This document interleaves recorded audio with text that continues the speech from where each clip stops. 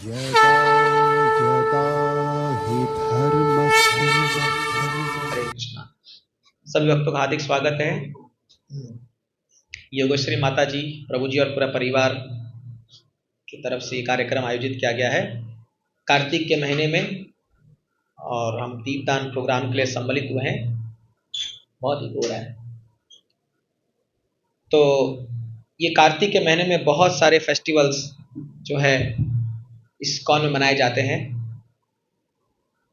Starting from Sharad Purnima के दिन से ही जो है बहुत सारे कार्यक्रम माने जा रहे हैं। कल गोवर्धन पूजा हुई, फिर दीपावली तो आया ही था उसके पहले, और अभी परसों जो है बहुत बड़ा उत्सव है हम सभी के लिए। शिला प्रभुपाद जी का तिरुभाव दिवस है।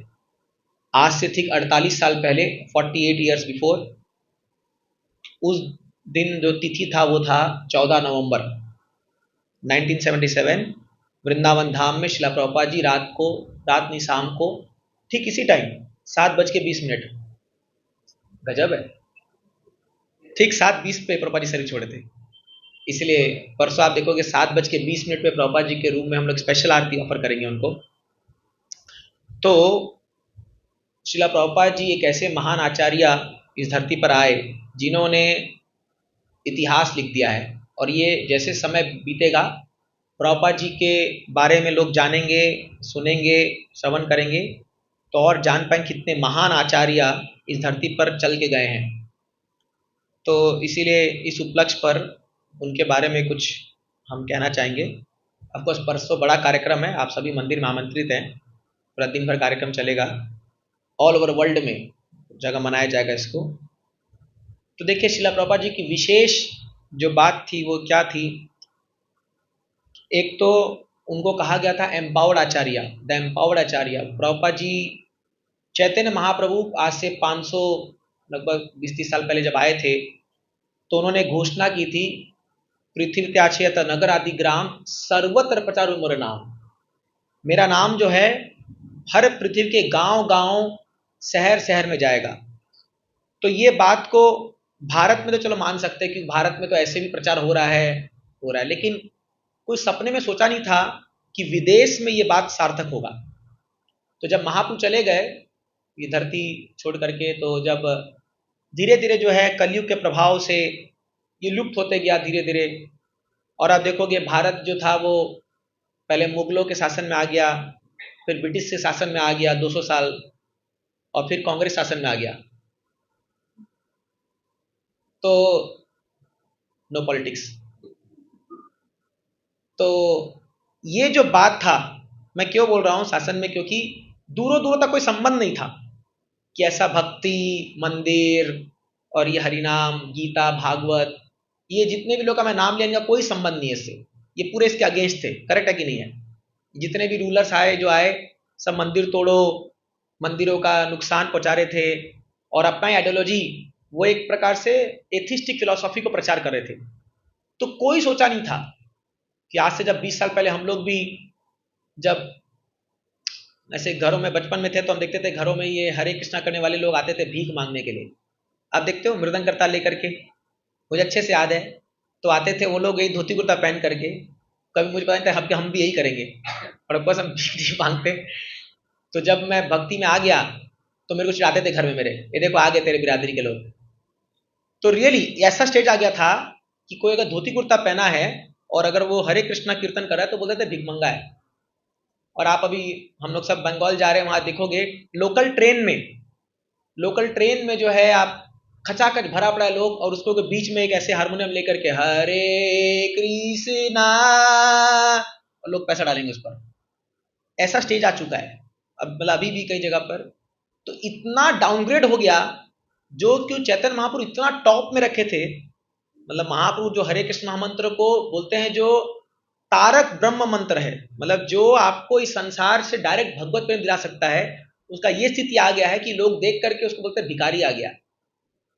तो कौन सोचा था कि ये जो हरे कृष्ण महामंत्र है ये गांव गांव शहर शहर में फैलेगा। अभी कहाँ, पेरिस। अभी परसों हमारे एक एक डिवोटी जो है वो अभी पेरिस में अपना पीएचडी करने गए, पीएचडी हो गया है, कोई पोस्ट डॉक करने गए वहां पर। और वहां पर वो फ्रांस में टेम्पल का फोटो भेजे हैं जहां दिवाली मनाई जा रही है, आप देख के दंग रह जाओगे, हमसे अच्छा मना रहे हो लोग। पूरा टेम्पल सजा हुआ है दीपदान से, और पूरा एकदम सारे जो सब फ्रेंड्स लोग जो है, फ्रेंच लोग आकर के हरे कृष्णा कीर्तन कर रहे हैं, और पूरा ऐसे ही लंदन से फोटो आ रहा है, और इधर न्यूयॉर्क से फोटो आ रहा है। अनइमेजिनेबल था ये चीजें, तो कोई सोचा नहीं था। तो लोग बोलते थे कि ये जो महाप्रभु ने बोला है ये केवल एक काल्पनिक है, या इस युग में ये होने वाला नहीं है। बट देन महाप्रभु ने कहा था, मोर सेनापति भक्त, महाप्रभु का स्टेटमेंट है चैतन्य भागवत में, मेरा एक सेनापति भक्त आएगा जो मेरे इस वचन को पूरा करेगा, ये लिखा हुआ है। और पद्म पुराण में एक स्टेटमेंट आता है जहां पर बताया गया है कि भक्ति देवी जो है, तो एक्चुअली भक्ति देवी जो है, जैसे जो भी हम भक्ति कर रहे हैं, अभी हमारे कल्चर में हर एक चीज के एक देवता है, जैसे सूर्य के देवता हैं, चंद्र के देवता हैं, पानी के भी देवता हैं, नदियां भी एक, तो हर चीज का पर्सोनिफिकेशन है। कोई भी आप धर्म में जाओगे तो आपको ऐसा नहीं मिलेगा। हम हर चीज की पूजा करते हैं, करेक्ट। अपन नदियों की पूजा करते हैं, अभी छठ पूजा आ रही है ना, क्या पूजा करेंगे वो लोग? नदी में तो जाके सूर्य की पूजा करेंगे, नहीं करेंगे? कोई वेस्टर्न वर्ल्ड से आ जाएगा, बोलेगा पागल है, सूरज हमको तो लाइट देता है, इसमें अल्ट्रा वायलेट रेज होता है, ये होता है, वो सब ठीक है। बट देन इतने लोग उपवास रखते हैं, पूजा करते हैं, कहीं ना उनको फेथ है ना कि भाई सूर्य देवता हम पर कृपा करेंगे, नहीं तो क्या दरकार है पूजा करने की? क्या पूजा नहीं करेंगे तो सूरज उगेगा नहीं? उगेगा कि नहीं उगेगा? उगेगा ना, बट क्यों पूजा करते हैं? और लाखों लोग, अभी ट्रेन में आपको पांव रखने जगह नहीं मिलेगी, सब बिहार तरफ सब जाएंगे। वाई? क्योंकि हमारे कल्चर में हर एक, अभी गौ माता की पूजा हुई कल, कितना सब लोग हर जगह पूजा हुई, तो हमारे कल्चर में हर एक चीज पर्सोनिफिकेशन है। आप समझ सकते हो इससे, इसका क्या मतलब है? हम हर एक चीज को एक प्राणी के रूप में देखते हैं। जैसे ही हम किसी के अंदर प्राण देखते हैं तो वहां इमोशन जुड़ जाता है, करेक्ट। जहां भी आप किसी में प्राण देखते हो वो इमोशन जुड़ जाता है। जैसे अभी हम लोग आ रहे थे, तो अभी जस्ट रास्ते में मैंने देखा कि कुछ छोटा एक्सीडेंट हो गया था, तो एक छोटी बच्ची को शायद कुछ चोट लग गया था सिर पे। अभी जैसे ही किस रोड में लोगों ने देखा, और बारिश हो रही थी, अभी थोड़ा देर पहले बारिश हुआ, तो कई सारे जो बाइक वाले थे वो एकदम रोड के बीच में आके खड़े हो गए, और उस बच्ची को चला रहे हैं, फुसला रहे हैं, जो भी कर रहे हैं उसको पूरा देख रहे हैं। कि मुझे भी फील हुआ रहा है, हमको गाड़ी रोक करके कुछ करना चाहिए, लेकिन फिर अब समय नहीं है, ठीक है जाना है, बाकी लोग अटेंड करे थे। द पॉइंट इज दैट जब भी आप रास्ते में चलते हो, आप देखते हो कोई कोई जीव जंतु किसी को चोट लग गया है, या मान लीजिए आपके गाड़ी के नीचे कोई कुत्ता आ गया, या कोई सांप आ गया, या कोई कबूतर आ गया। तो जैसे एक बार हमारे एक भक्त गाड़ी चला रहा था, और उसकी गाड़ी के नीचे कोई कबूतर या कुछ ऐसा आ गया, वो वहां पर गाड़ी पार करके मेरे को फोन करता है, प्रभु जी क्या करूं मैं, बहुत बड़ा पाप हो गया मेरे से। बोला क्या हो गया? बोला एक पंछी मेरे कार के नीचे आके मर गया। तो मतलब एक काम करो, वहां बैठ करके अभी माला जप करो एक ठो, यही कर सकते हो और क्या कर सकते हैं। बट वो इतना लैमेंट कर रहा था कि प्रभु जी मैं पापी हूं, मैं अधर्मी, वाला वो तो तुम हो ही, लेकिन ठीक है अभी हो गया तो क्या कर सकते हैं। पॉइंट ही क्या है, हमारे कल्चर में, सभ्यता में हर एक जगह इमोशंस जुड़े हुए हैं, एक प्राण हम देखते हैं हर चीज में। इसलिए हम नदियों को गंदा नहीं करना चाहते हैं, हम हर चीज को जो है पवित्र रखना चाहते हैं। तो द पॉइंट इज दैट इसी प्रकार भक्ति की जो देवी है वो भी एक पर्सोनिफिकेशन है, वो भी एक देवी है। तो उसके दो पुत्र होते हैं, एक का नाम है ज्ञान और एक का नाम है वैराग्य। तो एक बार ये भक्ति देवी आ, कहीं तो साउथ में कहीं बैठ करके विलाप कर रही थी, रो रही थी, और नारद मुनि वहां से पास कर रहे थे। तो नारद मुनि ने पूछा, पद्म में लिखा हुआ है, नारद मुनि ने पूछा कि हे भक्ति देवी क्या हो गया, इतना विलाप क्यों कर रहे हो, शोक क्यों कर रहे हो? बोले देखो ना, ये मेरे दोनों बेटे, मैं तो जवान हूं और ये बूढ़े हो चुके हैं, ये दोनों बूढ़े पड़े हुए यहां पर, और इनकी दशा देख करके मेरा मेरा मन बहुत मचल रहा है कि क्या होगा। तब नारद ने कहा था कि भक्ति देवी चिंता मत करो, क्योंकि भक्त बोली मैं भी सूखते जा रही हूँ, पूरा खत्म होते जा रहा है, मेरा अस्तित्व खत्म होते जा रहा है। तब उन्होंने कहा था चिंता मत करो, एक महान भक्त आएगा जो तुमको फिर से रिवाइव करेगा, और तुम्हारा स्थान ये भारत में नहीं है, तुम पाश्चात्य देश में चली जाओगी, और वहां पर ये तुम्हारे दोनों पुत्र वापस से जवान हो जाएंगे, ऐसा लिखा हुआ है। और वहां पर नारद मुनि कहते हैं कि एक ऐसा महान भक्त आएगा जो इस भक्ति को भारत देश से 7 समुंदर पार लेके जाएगा और विदेश में फैला देगा पूरा। कौन है वो भक्त? प्रभुपाद जी है। ये लिखा हुआ है, सोचिए पद्म पुराण में लिखा हुआ है, कितने हजारों साल पहले से लिखा हुआ है। मैं तो आपको एक बताया, ऐसे शिला प्रभुपाद जी के बारे में कई जगहों पर वर्णन आता है कि जहां पर कैसे वेस्टर्न वर्ल्ड में ये भक्ति फैलेगी, ये मतलब कोई सोचा भी नहीं था। और तो और भक्तियों ठाकुर, अभी जो लोग यात्रा जा रहे हैं वो जाएंगे स्थान पर जहां पर भक्तियों ठाकुर अपने घर पे, तो अभी हम लोग मायापुर जा रहे हैं, तो मायापुर में जहां हमारा बहुत बड़ा मंदिर आ रहा है टीओपी, उसके ठीक नदी पार करके गोद्रुम द्वीप आता है। तो ये नवद्वीप है, नवद्वीप मतलब 9 द्वीप। इसमें जैसे अंतरद्वीप, सीमंत द्वीप, गोद्रुम द्वीप, फिर जो है मोद्रुम द्वीप, ऐसे करके 9 द्वीप है। द्वीप मतलब आइलैंड। तो गंगा जो है 9 भाग में बांटती है पूरा आइलैंड को। तो गोद्रुम द्वीप है और इधर अंतरद्वीप है जहां हमारा मंदिर है, इस्कॉन का मंदिर है, सबसे बड़ा मंदिर है पूरा पूरा वर्ल्ड का, इस्कॉन का सबसे बड़ा मंदिर जो बन के आ रहा है अभी। वो मंदिर ऊपर आप देखोगे दिमाग घूम जाएगा गुंबज देख करके अंदर से। बाप रे बाप, क्या है ये, क्या बना रहे हो लोग। तो अभी कुछ नहीं था वहां पर, 50 साल पहले कुछ नहीं था, पूरा बंजर जमीन था। तो भक्तियों ठाकुर अपने घर से जो नदी के उस पार था, वहां से वो देखते थे कि इस स्थान पे कुछ रोशनी उत्पन्न हो रही है ऐसी। और वो वहीं खड़े खड़े बोल दिए थे अपने घर से, एक दिन आएगा जब इस स्थान पे फ्रांस से, जर्मनी से, रसिया से और जापान से, अमेरिका से लोग आकर के एक स्वर में गाएंगे, जय सचिनंदन गौर हरि, ऐसे करके चिल्लाएंगे और गाएंगे। कब कहा था उन्होंने? 1850 के आसपास लगभग, क्योंकि उनका जन्म 1820 1821 ऐसा हुआ था। तो उस दौरान मतलब लगभग आज से 150 साल पहले उन्होंने ये बात कह दी थी, ऐसा होगा। और उनकी किताब में लिखा हुआ ये बात। जब 1896 आया, 1896, तो भक्ति ठाकुर ने एक किताब लिखी थी, इसका नाम था टीचिंग्स एंड प्रिसेप्ट्स ऑफ लॉर्ड चैतन्य, चैतन्य महाप्रभु की शिक्षाएं और उनका आदर्श। और ये किताब इन्होंने भेजा था मैगिल यूनिवर्सिटी कनाडा में, मॉन्ट्रियल में। और उस किताब में लिखा था, the time has come when the senapati bhakta of Lord Chaitanya Mahaprabhu is soon to appear in this world. वो समय आ गया है जब चैतन्य महाप्रभु का सेनापति भक्त इस धरती पर अवतरित होने वाला, या आने वाला है। और वही साल था 1 सितंबर 1896 को शिला प्रभुपाद जी का जन्म हुआ था कलकत्ता में, वही स्थान है। और वो जगह हम जाके आए जहां उनका जन्म हुआ था, टॉलीगंज में। अभी तो नहीं जा पाएंगे इस बार, लेकिन हमारा सौभाग्य था, हम लोग जाके आए। वो आज इस्कॉन एक्वायर कर लिया उस जगह को पूरा, 3-4 गुना ज्यादा पैसा दे खरीद लिया पूरा जगह को, जो प्रभुपाद जी का जन्म स्थान है, टॉलीगंज में है। तो अब ये सब तो एक कोई क्या बोलेंगे इत्तेफाक नहीं हो सकता, या एक जस्ट एक चांस नहीं हो सकता। ये सब प्री प्लान्ड है, भगवान की योजना है। और शिला प्रभुपाद जी जन्म लेते हैं, फिर बहुत सारे प्रभुपाद जी की जीवनी कथा है, आप उनके बायोग्राफी पढ़ सकते हो। बट मैं आज यहाँ पर कुछ स्पेसिफिक बातें बोलना चाहूंगा। तो प्रभुपाद जी 1922 में उनके गुरु महाराज से उनको पहले बार आदेश मिला था, वो जगह भी इस्कॉन के एक्वायर कर लिया है, जहां पर प्रभुपाद जी के गुरु महाराज शिला भक्ति सिद्धांत ठाकुर जी ने उनको आदेश दिया था। वो जगह आता है कहां पर, किसको याद है वो जगह? आप गए थे ना, बोलो। एक उल्टा डंगा, उल्टा डंगा रोड है। ये सब ऐतिहासिक स्थान है, इन लोग ले आने कोई फायदा नहीं होता है, कुछ सब भूल जाते हैं।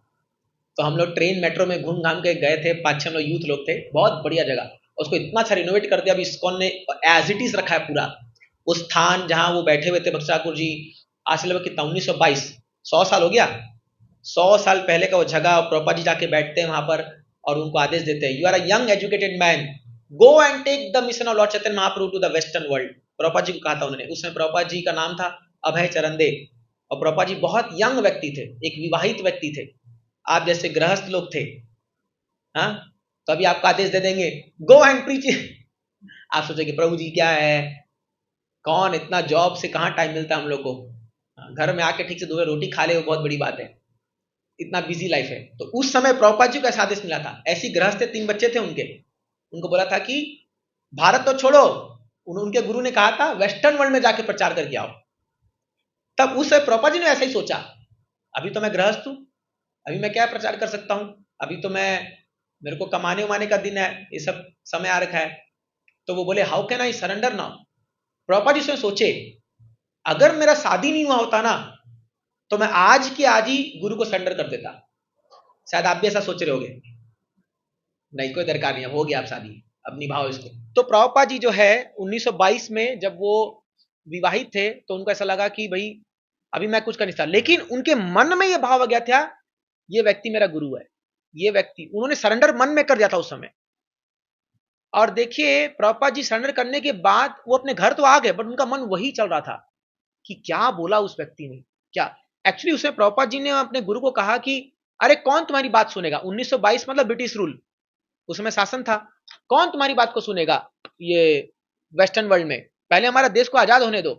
तब उनके गुरु ने बहुत बढ़िया बात कहा, उन्होंने कहा कि ये देश तो आजाद हो जाएगा बट लोगों की मानसिकता आजाद नहीं होगी, वो गुलाम के गुलाम ही रहेंगे। तो इसीलिए ब्रिटिश सरकार तो चली गई, बट आज भी उसकी मानसिकता रहेगी कि नहीं रहेगी।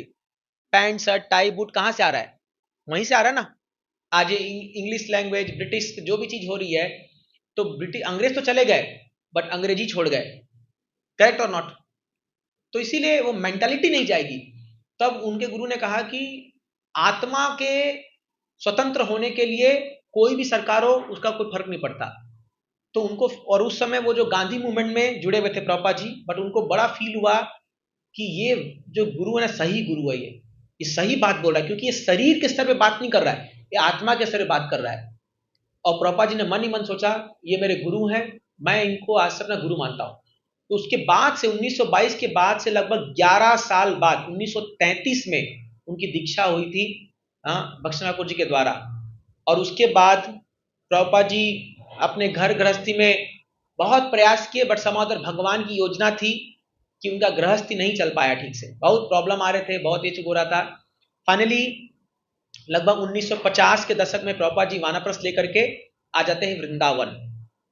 अब देखिए प्रभुपाद जी का उम्र था रिटायरिंग का। प्रभुपाद जी वृंदावन में आते हैं और सबसे पहले वंशी गोपाल मंदिर में जाकर के रहते हैं। और वहां कुछ चीज से, आज जो आप वृंदावन देखते हो वहां पर उस समय थोड़ी, वहां पर ये बड़े बड़े BHK फ्लैट, मुंबई से महंगे फ्लैट है वहां पर अभी वृंदावन में, तो ऐसा कुछ थोड़ी था, एकदम उजाड़, कोई जानता नहीं था वृंदावन, कौन सुना था वृंदावन। एक्चुअली इस्कॉन आने के बाद वृंदावन बहुत फेमस हुआ है, और वो भी इस्कॉन डिवोटीज आने के बाद।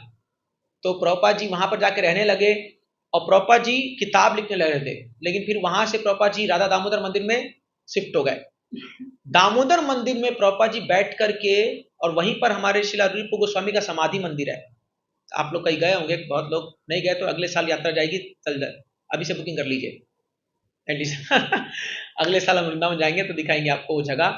तो प्रभुपाद जी का एक किचन था और एक रूम था, तो छोटा सा, एकदम छोटा सा room, less than 1 BHK flat, 1 RK समझ सकते हो आप, 1 रूम एंड किचन। और बीच का जो बरांडा पूरा मंदिर का हॉल जो है, तो एक रूम था एक किचन था। और किचन में प्रभुपाद जी, उनके पास एक 3 टायर कुकर था, जिसमें एक, जैसे टिफिन बॉक्स होता है ना हम लोग जो लेके जाते हैं आपके ऑफिस में, वो तो 3 वाला था, उसको रखते थे एक कुकर पे। तो ऊपर जो है चावल दाल, मुझे उतना आइडिया नहीं इसके बारे में कैसे क्या पकता है, तो सब्जी चावल दाल को रखते थे उसी में, एक बार में पकता था वो तीनों, उसको ऑफर करके खाते थे, 1 टाइम खाते थे खाली प्रभुपाद जी, ऐसा खुद का कुकिंग करना और खुद का। और बैठ करके यहाँ पर किताब लिखते रहते थे, भागवतम को ट्रांसलेट करते थे इंग्लिश लैंग्वेज को, क्योंकि उनके गुरु ने उनको कहा था 1933 में ही राधा कुंड में कि if you get money print books. तो 2 आदेश प्रभुपाद जी को मिला, एक प्रीच इन इंग्लिश लैंग्वेज और एक प्रिंट बुक्स। तो एक जो आदेश का रूपांतर है वो है इस्कॉन, और एक का रूपांतर है BBT। आज दोनों ही इतना बड़े विशाल हो चुके हैं कि आप कल्पना नहीं कर सकते हो कितना विशाल काम कर रहे लोग पूरे वर्ल्ड में। तो प्रभुपाद जी ने इस 2 आदेश को पूरा हृदय से लगा लिया, और प्रभुपाद जी वहां पर बैठ करके लिखते थे।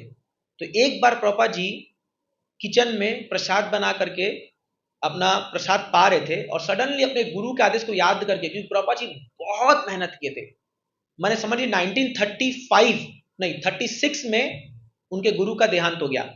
भक्ष्य ठाकुर जी 1936 में चले गए। तो उनके जाने के बाद सब लोग भूल गए थे कि भाई प्रचार करना है क्या करना है, सब अपना अपना मठ बना करके बैठे हैं और अपना ऐश्वर्या मठ है।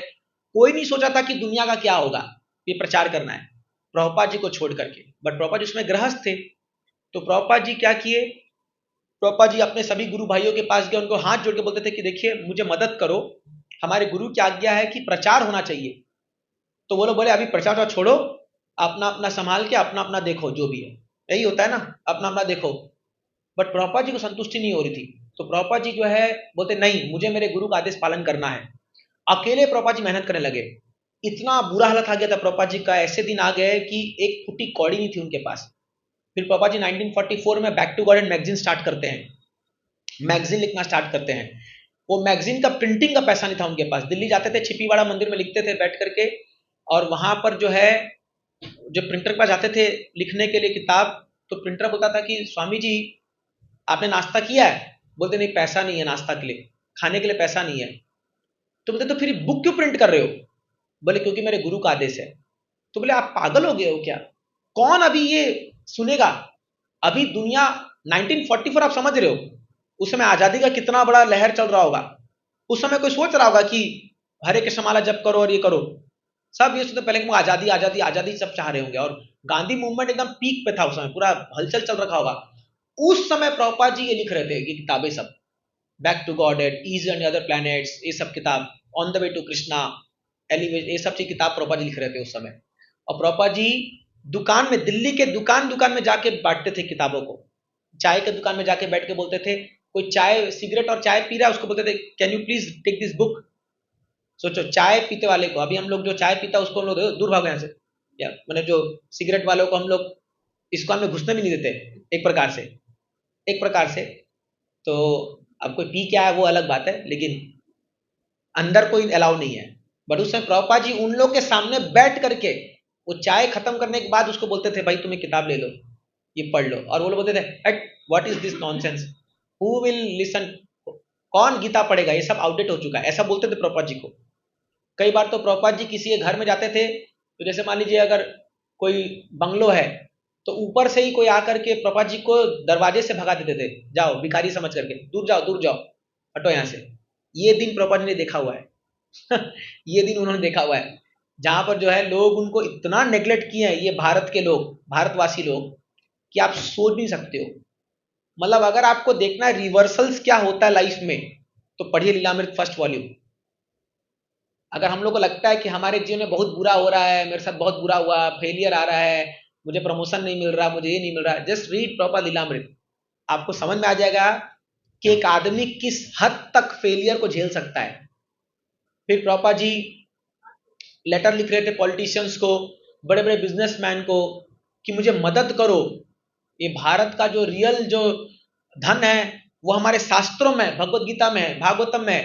कोई ध्यान नहीं दे रहा था उनको, प्रभुपाद जी को कोई ध्यान नहीं दिया।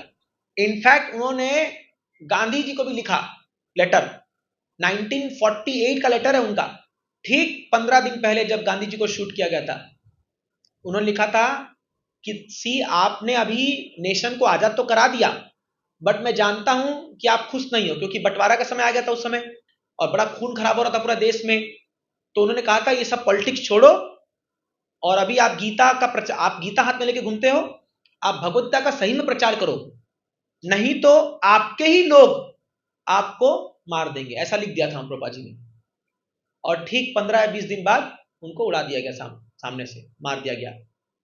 तो प्रभुपाद जी ने उनको मैंने एक प्रकार से प्रोफेसी दे दिया था कि आप अगर नहीं छोड़ोगे इसको और अभी भी अटैच रहोगे अपने पोजीशन से तो यही हाल होगा। बट कौन सुनने वाला था, वो लेटर उन तक पहुंचा भी नहीं होगा प्रभुपाद के लेटर जो था। फिर प्रभुपाद जी को समझ में आ गया कि ये भारत में कुछ नहीं होने वाला, यहाँ के लोग जो है ऐसे ही सब निठल्ले लोग हैं, ये लोग कुछ करना नहीं चाहते हैं। फिर प्रभुपाद जी सोचने लगे कि अब मुझे रियली इंग्लिश में कुछ लिखना पड़ेगा। ऑफकोर्स वो इंग्लिश में लिख रहे थे, बट देन प्रभुपाद जी दिल्ली में जा करके प्रिंट करते थे। एक बार तो ऐसा हुआ कि प्रभुपाद जी दामोदर मंदिर से लिख करके मैन्युस्क्रिप्ट लेके जा रहे थे, और आपको पता है वो टांगा का पैसा बचाने के लिए पैदल चलते थे, पैदल। तो पैदल चल रहे थे, एक बार तो हीट सनस्ट्रोक हो गया और बेहोश होकर गिर गए।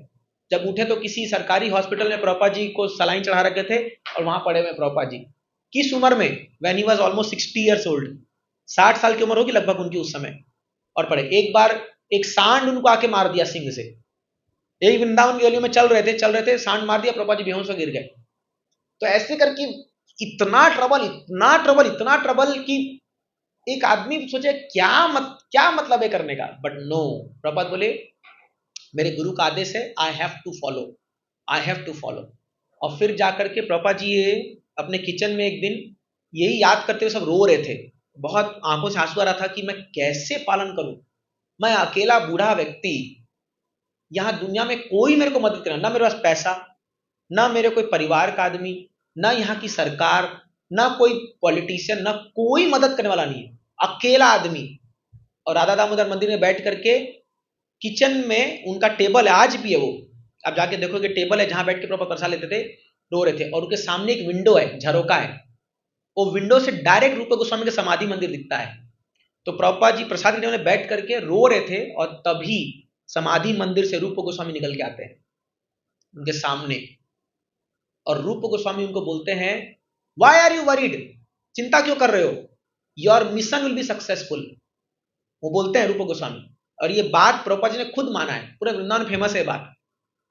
रूप गोस्वामी बड़े महान आचार्य थे, बड़े महान, मतलब वृंदावन में आप जाओगे तो रूप गोस्वामी, सनातन गोस्वामी, ये आप किसी से पूछ लो सबको पता है। तो जब उन्होंने बोला ऐसा, तो प्रभुपाद जी को पूरा धैर्य आ गया कि यस, अब मुझे आशीर्वाद मिल चुका है, अब सक्सेसफुल होगा मेरा मिशन।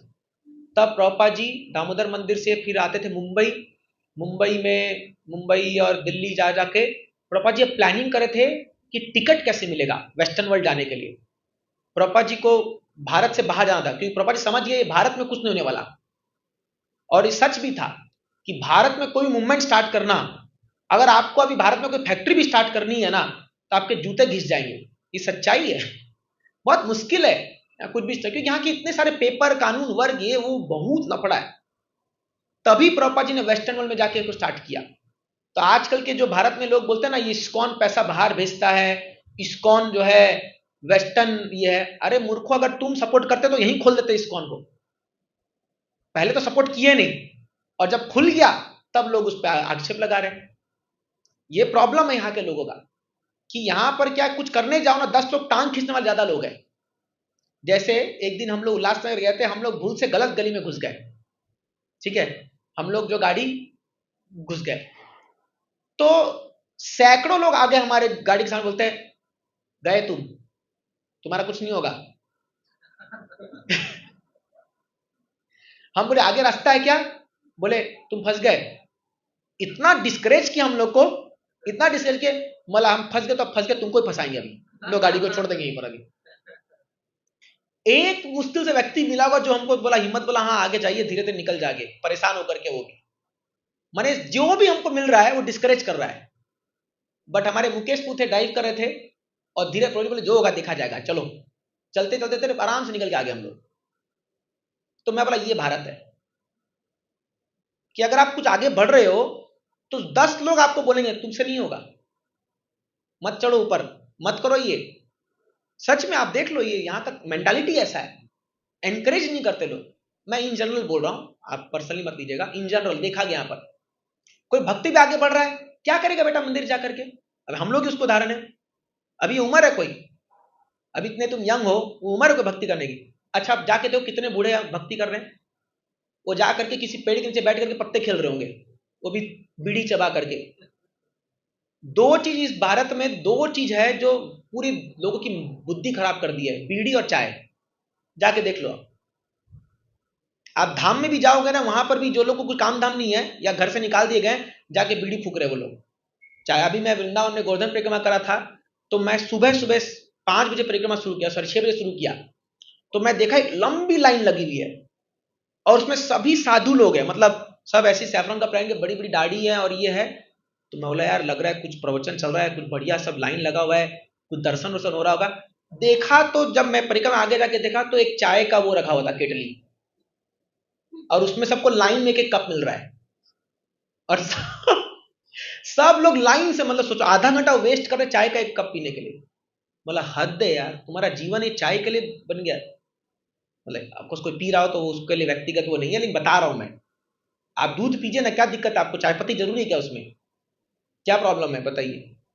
ये ब्रिटिश लोग का देना, आपको पता है कि नहीं, चाय पत्ती जो है, पता नहीं मैं क्यों बोल रहा हूं इसके बारे में आज, लेकिन तो ये जो है, क्योंकि ये कैश क्रॉप है, हम लोग पढ़ते हैं ना, cash crop, food crop. Cash crop मतलब क्या, कैश, पैसा, पैसा आता है, आसाम जाके देखिए पूरा भरा पड़ा है इससे ये।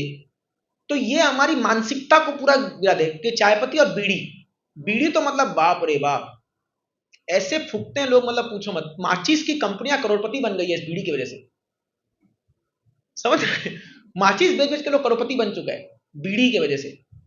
तो क्यों मैं बोला ये एडिक्शन जो है हमारे देश में, आज भी गांव में जाइए, ये लोग का बुद्धि जो है, बूढ़े लोग खास करके, ये चाय और बीड़ी, और वो भी चबूतरा में बैठ करके, और वहां पर नसीहत देंगे, अरे ये बच्चे लोग का बुद्धि खराब कर दे रहा है ये इस्कॉन, ये लोग गीता पढ़ा, तो तुम कौन सा बड़ा महान काम करो, तुम 2 साल में तो टपकने वाले हो और तुम्हारा कोई ठिकाना नहीं है, और वहां बैठ के बड़ी बड़ी बात कर रहे हैं। भारत का क्या होगा पता नहीं, जाके देखो, अधिकतर लोग का यही हाल है, जाके देखो। तो कब भक्ति करोगे फिर? अगर बचपन में नहीं करोगे तो कब करोगे फिर? बचपन में नहीं कर बोल के तो ये हाल है, अगर बचपन में किए होते तो ऐसे होता क्या? सच है कि नहीं है? इसलिए प्रहलाद महाराज कहते हैं कौमारा मार्चेत प्राज्ञो। ये बात प्रभुपाद जी लिखते अपने उस समय में, क्योंकि प्रभुपाद जी देखे थे पूरे इंडिया को, प्रभुपाद ने स्टडी किया था, बोले थे ये देश को बर्बाद कर दिया इन लोगों ने। खाली हर व्यक्ति जो है अपना बस सोच रहा है, बस आराम से मेरा परिवार, मेरा घर, मेरा जमीन, मेरा वो हो जाए, किसी को नहीं पड़ी। अगर पड़ोसी घर में आग लग रहा है तो दरवाजा बंद कर लेगा कि भैया जलने दे उसको, अपना क्या जा रहा है, पता नहीं वो आग तुम्हारे घर को भी लपट के भाग आएगा। करेक्ट है कि नहीं है? ये देश का हाल था उस समय। तो प्रभुपाद जी बहुत निराश हो गए थे। प्रभुपाद जी बोले यहां कुछ नहीं हो सकता। प्रभुपाद जी इतने परेशान हो गए थे भारत से, सच बता रहा हूं, लिटरली इतने परेशान हो गए थे कि प्रभुपाद जी बोले थे कि अगर मैं वेस्टर्न में मर जाऊं ना, मेरे शरीर को भारत मत लेके आना, वहीं किसी, क्योंकि वहां दफनाने नहीं देते थे, बोलते वहीं किसी ना टॉप में बिल्डिंग में दफना देना, हाँ, मैनहट्टन में। प्रभुपाद जी बोले थे, इतने फ्रस्ट्रेट हो गए थे प्रभुपाद जी भारत से, इतने फ्रस्ट्रेट हो गए थे प्रभुपाद जी। तो प्रभुपाद जी बहुत प्रयास करते हैं कि कैसे भी करे कोई मेरे को भेज दे बाहर देश प्रचार करने के लिए, नॉट दैट कि वहां जाके कमा करके कुछ मैं बैंक डॉलर वॉलर बनाऊंगा। तो प्रभुपाद जी जो है वृंदावन में थे, और एक व्यक्ति, उनका एक मित्र था जिसका नाम कोई अग्रवाल था। तो एटलीस्ट अग्रवाल फैमिली का एक तो कंट्रीब्यूशन है, तो अच्छा लगता है, क्योंकि मैं भी अग्रवाल फैमिली से हूं, तो I feel sometime proud about this, कुछ तो कंट्रीब्यूशन है इसमें। तो प्रभुपाद जी के मित्र थे, प्रभुपाद जी मजाक मजाक में बोल दिए उनको, बोले कि अरे सुना है तुम्हारा बेटा अमेरिका सेटल हो गया है, जरा उसको बोल दो ना मेरे को एक टिकट दिलवा देगा या मेरे को वहां दिलवा देगा, मजाक मजाक में। तो बोला बोल देता हूं, बस ऐसी। प्रभुपाद जी सबको बोल रहे थे कि मुझे अमेरिका जाना है, मुझे अमेरिका जाना है प्रचार के लिए, या अमेरिका नहीं, मुझे विदेश जाना है, मुझे विदेश जाना है। तो क्योंकि आगे जाकर किसी ने पूछा कि प्रभुपाद जी न्यूयॉर्क क्यों गए, तो प्रभुपाद जी ने कहा अरे भैया तुम लंदन बुलाए तो लंदन चल जाता, जहां की टिकट मिली वहीं जाऊंगा ना, अभी फ्री में आदमी को जहां मिलेगा वहीं टिकट जाएगा वो, है कि नहीं? तो वही बात है। तो प्रभुपाद जी उसको बोल दिए। अब कुछ दिन बाद प्रभुपाद जी का लेटर आता है, कहां से? अमेरिका से, गोपाल अग्रवाल से, कि I endorse AC Bhaktivedanta Swami, Prabhupada ji का नाम हो गया था Bhakti Vedanta, to come to America, ऐसा करके उनको आ गया था। प्रभुपाद जी भी चौहान हो गए, ये कैसे हो गया? तो बोले कि मेरे उन्होंने लेटर लिखा था, मेरे पिताजी ने आपके बारे में बताया, आप आना चाहते हैं, we are ready to welcome you. Prabhupada ji बोले तो बहुत गजब की बात है, अब टिकट चाहिए जाने के लिए, वो तो वहां जाके देख लेगा। अब प्रभुपाद जी यहाँ सबको मना रहे, टिकट टिकट कौन देगा? अब फ्लाइट का टिकट तो बहुत महंगा, अभी भी अमेरिका जाने में हड्डी पसी टूट जाए आदमी की। तो अभी उस समय कहाँ सोचिए कोई सोचता था अमेरिका जाना। तब प्रभुपाद जी बॉम्बे में सुमति मुरारजी, उसका एक कार्गो शिप का कंपनी था, Scindia steamship company, Scindia company का नाम था। और सुमति मुरारजी जो थी वो एक लेडी थी, कंपनी की ओनर। आप उनका वीडियो में देखोगे पूरा साड़ी वाड़ी पहन करके वो माता जी बहुत, और वो भी कृष्ण भक्ति, वल्लभाचार्य संप्रदाय में कृष्ण की भक्ति। तो प्रभुपाद जी उनके पास जाकर के उनको रिक्वेस्ट कर रहे थे। तो एक्चुअली प्रभुपाद जी को उनसे मिलने के लिए 5 घंटा वेट करना पड़ा था उनके ऑफिस के बाहर। तो प्रभुपाद जी गए, उनके पीओ को बोले, बट प्रभुपाद जी उस समय ऐसे बूढ़े व्यक्ति थे, तो किसने सोचा कि ये पैसा वैसा मांगने आया है। तो प्रभुपाद जी सीढ़ी पर 5 घंटा वेट किए कि जब वो बाहर शाम को निकलेगी अपने ऑफिस से तब मैं उसको बोलूंगा। तो जब वो पीए देखा होगा कि ये आदमी जा ही नहीं रहा, 5 घंटा बैठा हुआ है यहाँ पर, तो वो बुलाया कि आपको मैडम से मिलना, आइए मिलिए। तो प्रभुपाद जी ने कहा कि देखिए मुझे, आपकी तो ये जहाज जाती है, आप मुझे एक टिकट दिलवा दीजिए फ्री में जाने के लिए। तो उसने बोला आप पागल हो गए हो, you are an old man, आप बूढ़े हो क्या, मरने जा रहे हो यहाँ, आपको पता है टेम्परेचर कितना होगा, जाति जम जाओगे, भारत थोड़ी है वो, और तुम कभी पहले गए नहीं हो। तुरंत रिजेक्ट कर दी, नो नो नो, नहीं नहीं होगा, आप कैसे जाओगे, हम पर दोष आ जाएगा कि नहीं है, कोई बोलेगा क्या दरकार है तुमको एक बूढ़ा व्यक्ति को भेजने की। तो प्रभुपाद जी ने कहा देखो it is very important for me मैं मर जाऊं अच्छा वहां जाकर के, लेकिन मेरे को जाना है, कैसे भी जाना है। प्रभा जी बहुत बहुत ये बोले। तब वो बोलती है Sumati Murar ji, you are like my father. उस समय बहुत यंग होगी। You are like my father, तुम मेरे पिता के समान हो, और मैं आपको मरने के लिए नहीं छोड़ सकती वहां अमेरिका में। तो प्रभा जी ने कहा, see now that you have accepted me as father, now it is my order to you, because you are my daughter, now please follow my order. अब तक प्रभा जी रिक्वेस्ट करे थे, जैसे ही उसने बोला you are my father, Prabha ji बोला, एक बाप अपनी बेटी से रिक्वेस्ट कर रहा है, प्लीज, या मैं तुमको आदेश दे रहा हूं, मेरे को एक वो दे। जैसी प्रभा जी ऐसे बोला, तब बोले, ओके स्वामी जी, मैं आपको टिकट दे रही हूं जाने के लिए अमेरिका, बट आपको रिटर्न का भी मैं लिख के दे रही हूं। जैसी आपको लगे कि वहां आपको नहीं जम रहा है, आप बीमार हो रहे, तुरंत आ जाना अगले कम से, ये शिप से तुरंत आ जाना। तो प्रभुपाद जी को टिकट मिल गया। फिर प्रभुपाद जी को वीजा, उस समय एक पी फॉर्म भी होता था, तो मैंने क्लियरेंस, अभी फिर देखो भारत सरकार, प्रभुपाद जी को क्लियरेंस आने मैंने कि जाना अलाउ करने के लिए, यहां से इतना 2 महीना लेट हो गया प्रभुपाद जी को मुंबई में, उसकी वजह से बोले अलाउ नहीं करे। उसके लिए प्रभुपाद जी को दर दर भटकना पड़ा। पहले आपने पता है ना, ऑफिस ऑफिस सीरियल देखा है, ऑफिस ऑफिस, ये ऑफिस ऑफिस यहाँ हमारे देश का बहुत बड़ा प्रॉब्लम है। आपको हर जगह मैंने चपरासी से लेकर के पूरा टॉप को कुछ तो कुछ खिलाना पिलाना पड़ेगा आपको, तब जाकर के काम होता है। एक समस्या एक्चुअली ये। तो अभी भी समस्या, सोचो उस समय क्या होगा। एक पेपर फाइल को आगे बढ़ाने के लिए जो है लोगों को घूस देना पड़ता था। तो प्रभुपा जी सब अकेले कर रहे थे, और प्रभुपा जी जाकर के सबको मना मुनु के कर के, एक्चुअली प्रभुपा जी अपना फ्रस्ट्रेशन लिखते हैं लीला में, बोले finally I am getting out of this horrible India. Prabhupada ji ऐसा लिखते हैं वहां पर, बोलते हैं I am so happy that I am finally getting out of this place. इतना फ्रस्ट्रेट हो गए थे प्रभुपा जी इस देश से, ना तो वो लोग प्रचार करने दे रहे हैं, ना यहाँ पर जीने दे रहे हैं, और ना ही निकलने दे रहे हैं। हाँ, तो प्रभुपा जी कई बार इसके बारे में बोलते हैं, आप सुनोगे ना। बट फाइनली प्रभुपा जी भारत के लिए बहुत कुछ करके गए, मैं बताऊंगा आगे। देन प्रभुपा जी जाते हैं, बट अब तो रियल स्ट्रगल स्टार्ट हुआ। तो प्रभुपा जी जैसी बोर्ड करते हैं चलता शिप में, प्रभुपा जी को पता नहीं था कि आगे इतना भयंकर उनको दिन देखना पड़ेगा।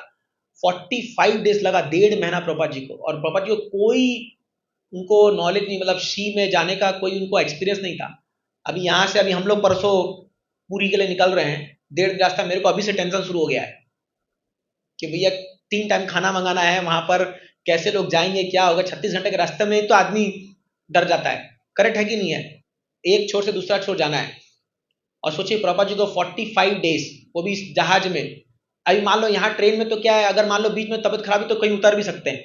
वहां कहाँ उतरोगे? समुद्र में उतरोगे? उतर नहीं सकते आप। वो भी कार्गो शिप है, कोई पैसेंजर शिप नहीं है, कार्गो शिप है। उसमें प्रभुपा जी अकेले जा रहे हैं, और ये एक कैप्टन पांड्या करके थे, उसकी वाइफ थी, और 2-4 क्रू मेंबर, बस ऐसे 4-5 लोग और प्रभुपा जी। और प्रभुपा जी को एक रूम दे दिया गया था, उसमें शिप में जा रहे हैं। तो पहला 2-4 दिन तो ठीक चला। अब प्रभुपा जब निकले तो जन्माष्टमी वो बीच में पड़ी, और प्रभुपा जी को जन्माष्टमी के दिन बहुत वृंदावन याद आ रहा है, क्योंकि वृंदावन में थे प्रभुपा जी इतने साल से। रिमेंबरिंग वृंदावन बहुत याद आ रहा है कि अरे मैं अकेला कहाँ, यहाँ मैं क्या कर रहा हूँ। तब प्रभुपा जी जो है ये सॉन्ग लिखते हैं वहां पर शिप में बैठ बैठ करके। ऐसा वो क्या लिखते हैं, बोरो कृपा कोयले कृष्णा अधम मेरा प्रति, हे कृष्णा इस अधम मतलब द फॉलन सोल, इसके ऊपर आपने बड़ा कृपा किया। क्या कृपा किया? किला गया नीले हेता कोरो एबे गति। मुझे कुछ पता नहीं है तुम मेरे साथ क्या करने वाले हो, लेकिन अब जब तुम कुछ मेरे को भेज दियो इस मिशन पर, अब कृपा करो मेरे पर। क्या बोलते हैं? आछे खींचू कार्जे तब यही अनुमाने, नाहे के नो आनी बेना यही उग्र स्थाने। एक्चुअली ये लिखते प्रभुपा जी लाइन जब बॉस्टन पहुंच जाते हैं। तो प्रभुपा जी जब चलते हैं शिप में, तो बीच में उनको एक दिन पहले तो सी सिकनेस होता है, तो समुद्र को देख करके उसके लहरों से वॉमिटिंग हो रहा है, उल्टी हो रहा है, बहुत सी सिकनेस हो रहा है, कुछ खाना भाई नहीं रहा कुछ भी। पता नहीं आप लोग किसी को एक्सपीरियंस, मुझे तो एक्सपीरियंस नहीं है, लेकिन मैं सुना हूं कुछ भक्त लोग जो शिप में काम करते हैं बोलते हैं नरक से बदतर जिंदगी हो जाती है वहां पर। मैंने हेल है ना, हेल, उससे बदतर जिंदगी हो जाती है। इसलिए आप देखोगे जो लोग भी शिप में शेयर करते हैं तो 6 महीना शिप में रहते हैं, 6 महीना उनको छुट्टी रहता है। अगर आपको पता होगा तो ये चीजें, तो 6 महीना वो लोग यहाँ पर आके खूब एंजॉय करते हैं एकदम, लाइक मतलब एकदम सारा जो 12 महीना का जो रहता है ना, सब यहाँ पर खा पी के बराबर कर लेते हैं, कि फिर 6 महीना नर्क में जाना है। बड़ा हॉरिबल लाइफ है, मैं सुना हुआ हूँ लिटरली, उन लोग से बोलते हैं बहुत हॉरिबल लाइफ है।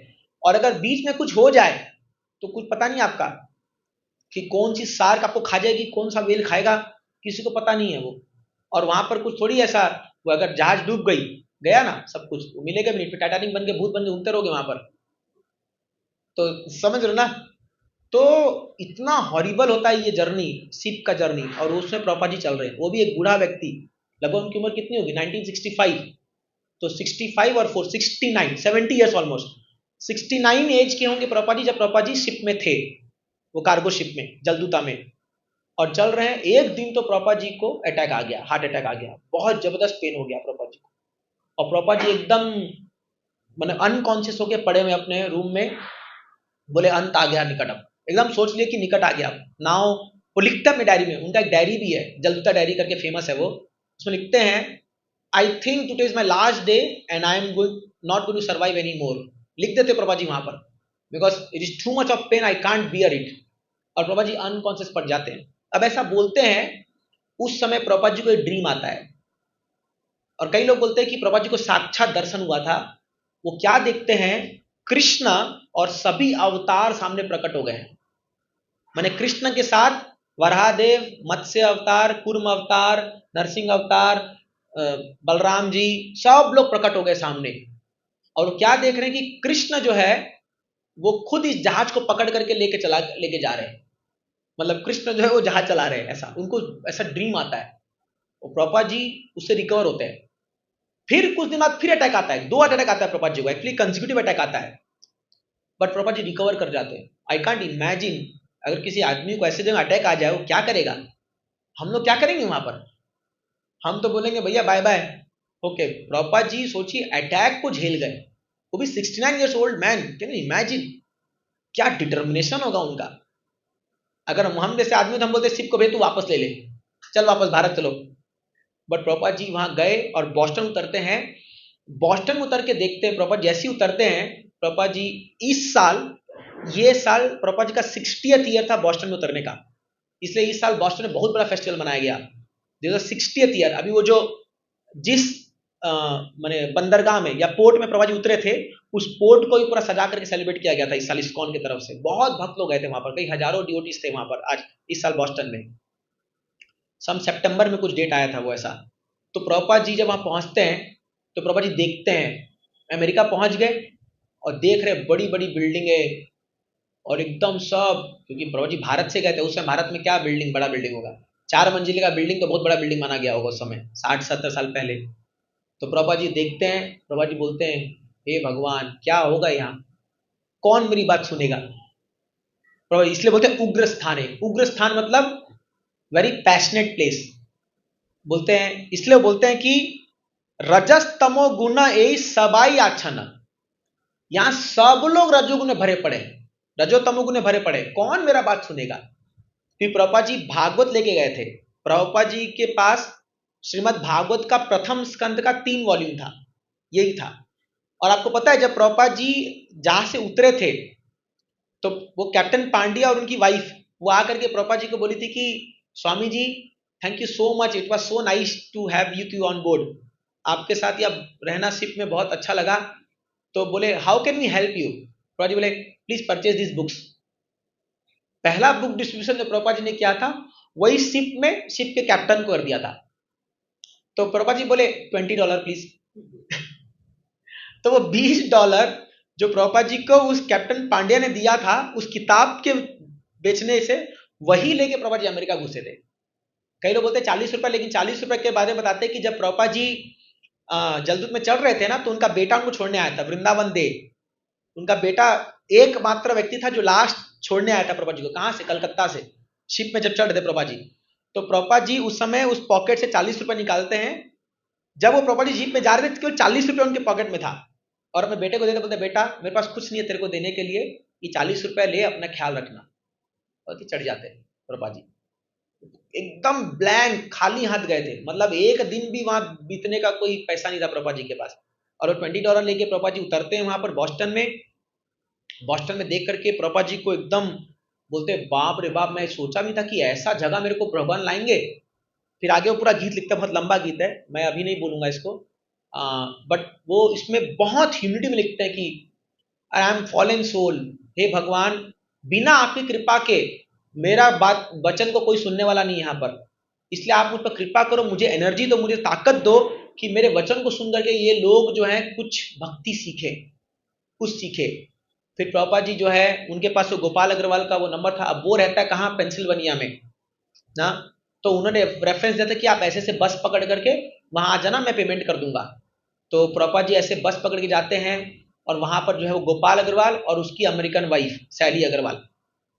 तो जब प्रभुपाद जी पहली बार वहां पहुंचे तो आप सोच सकते हो एक अमेरिकन कल्चर में एक साधु जो एक सूटकेस लेके आ रहा है, वो भी बूढ़ा साधु सैफरन रोब में, क्या फील हुआ होगा उनको, वो कैसा मुंह बनाए होंगे, आप इमेजिन कर पा रहे हो? जैसे हमारे दरवाजे पे कोई भिखारी आ जाता है, हम कैसा मुंह बनाते हैं, अरे आ गया। तो उसकी वाइफ का कुछ ऐसा ही मुंह उसमें बन गया था। अब प्रभुपाद जी को समझ में नहीं आया होगा कि कैसा फील हो रहा है, वो अनइनवाइटेड गेस्ट है ना, तो कुछ वहाँ प्रभुपाद जी पेमेंट करने वाले, फ्री में रहने वाले।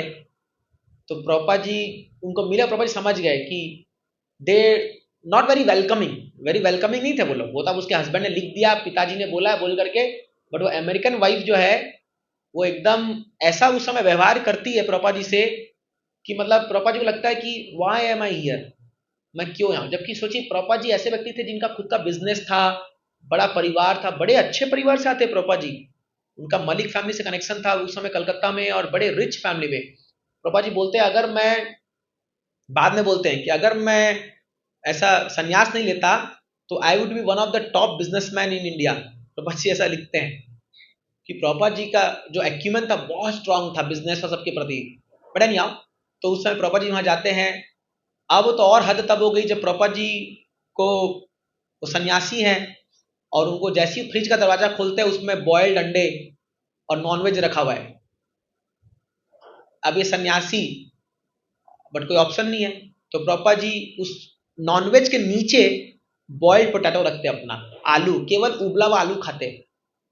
कोई वहां तो चावल दाल उनको देगा, उबला हुआ आलू को अपना बॉयल करके वो अपना कुकर लेके गए थे, वो 3 बताया था ना आपको, 3 टायर कुकर, उसको लेके गए थे, उसमें आलू को बॉयल करके वहां खाते थे।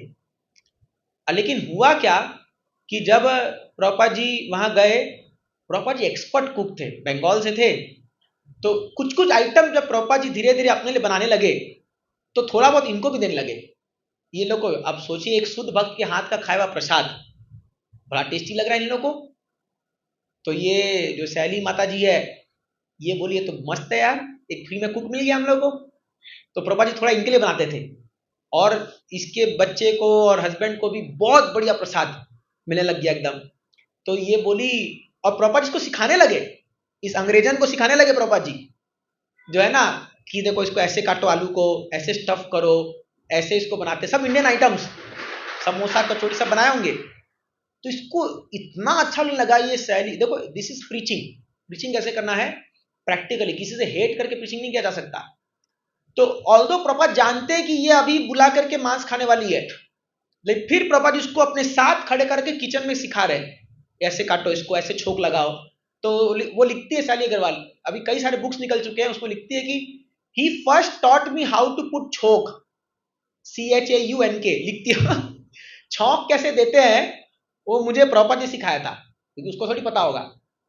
तो उसमें वो कैसे तेल डाल के उसमें, जो आप सब जानते हैं, मैं बताऊंगा तो गड़बड़ी हो जाएगा। तो प्रभुपाद जी सिखाते उसको। अब इनको बड़ा अच्छा लगने लगा, तो 1 महीना प्रभुपाद जी रुके थे वहां पर, और अब प्रभुपाद जी इतने पसंद आने लगे लोग को कि एक प्रकार से फैमिली मेंबर बन गए। उनका बेटा भी आकर प्रभुपाद जी के साथ खेलने लगा, और प्रभुपाद जी इतना प्रेम दिए, इतना प्रेम दिए कि इनको लगा तो बहुत बढ़िया हो गया, हमने सोचा नहीं था कि ऐसा व्यक्ति आ जाएगा। बट देन अब आप यहां पर एक बड़ा इंपॉर्टेंट पॉइंट सोचिए कि प्रभुपाद जी को एक कंफर्टेबल लाइफ मिल चुका था वहां पर, एक बढ़िया फैमिली मिल गया जो इनको बढ़िया खाना पीने का दे रहा है, but still Prabhupada left that place. क्यों? प्रचार करना है। तो एक दिन प्रभुपाद जी बोले now my time is up here, I can't stay anything any more here. तो प्रभु जी आप यहां बैठेंगे? तो I can't stay any more here, I have to leave now. कि प्रभुपाद सोचे यहाँ प्रचार नहीं होगा, यहाँ खाली खाना पीना और छौंक लगाना ही हो जाएगा बस खाली। तो प्रभुपाद जी वो छोड़ करके जाते हैं न्यूयॉर्क। अब तो और हद हो जाएगी। और जब ये लोग छोड़ने जा रहे होते हैं प्रभुपाद जी को, उस समय ये सैली को फील होता है, अरे कितना अच्छा आदमी आया था इंडिया से, और मतलब क्यों जा रहे हैं ये स्वामी जी, क्यों जा रहे हैं? But Prabhupada no no, my mission is to preach, to make devotees. क्योंकि उनको पता था ये लोग डिवोटी नहीं बनेंगे, क्योंकि ये भारत का खून है ना इसके अंदर, ये गोपाल अग्रवाल के अंदर, तो इस ये भक्त नहीं बनेगा। तब प्रभुपाद जाते हैं न्यूयॉर्क। अब न्यूयॉर्क जब प्रभुपाद जी पहुंचते हैं, वहां तो और माने इससे भी डाउनग्रेड।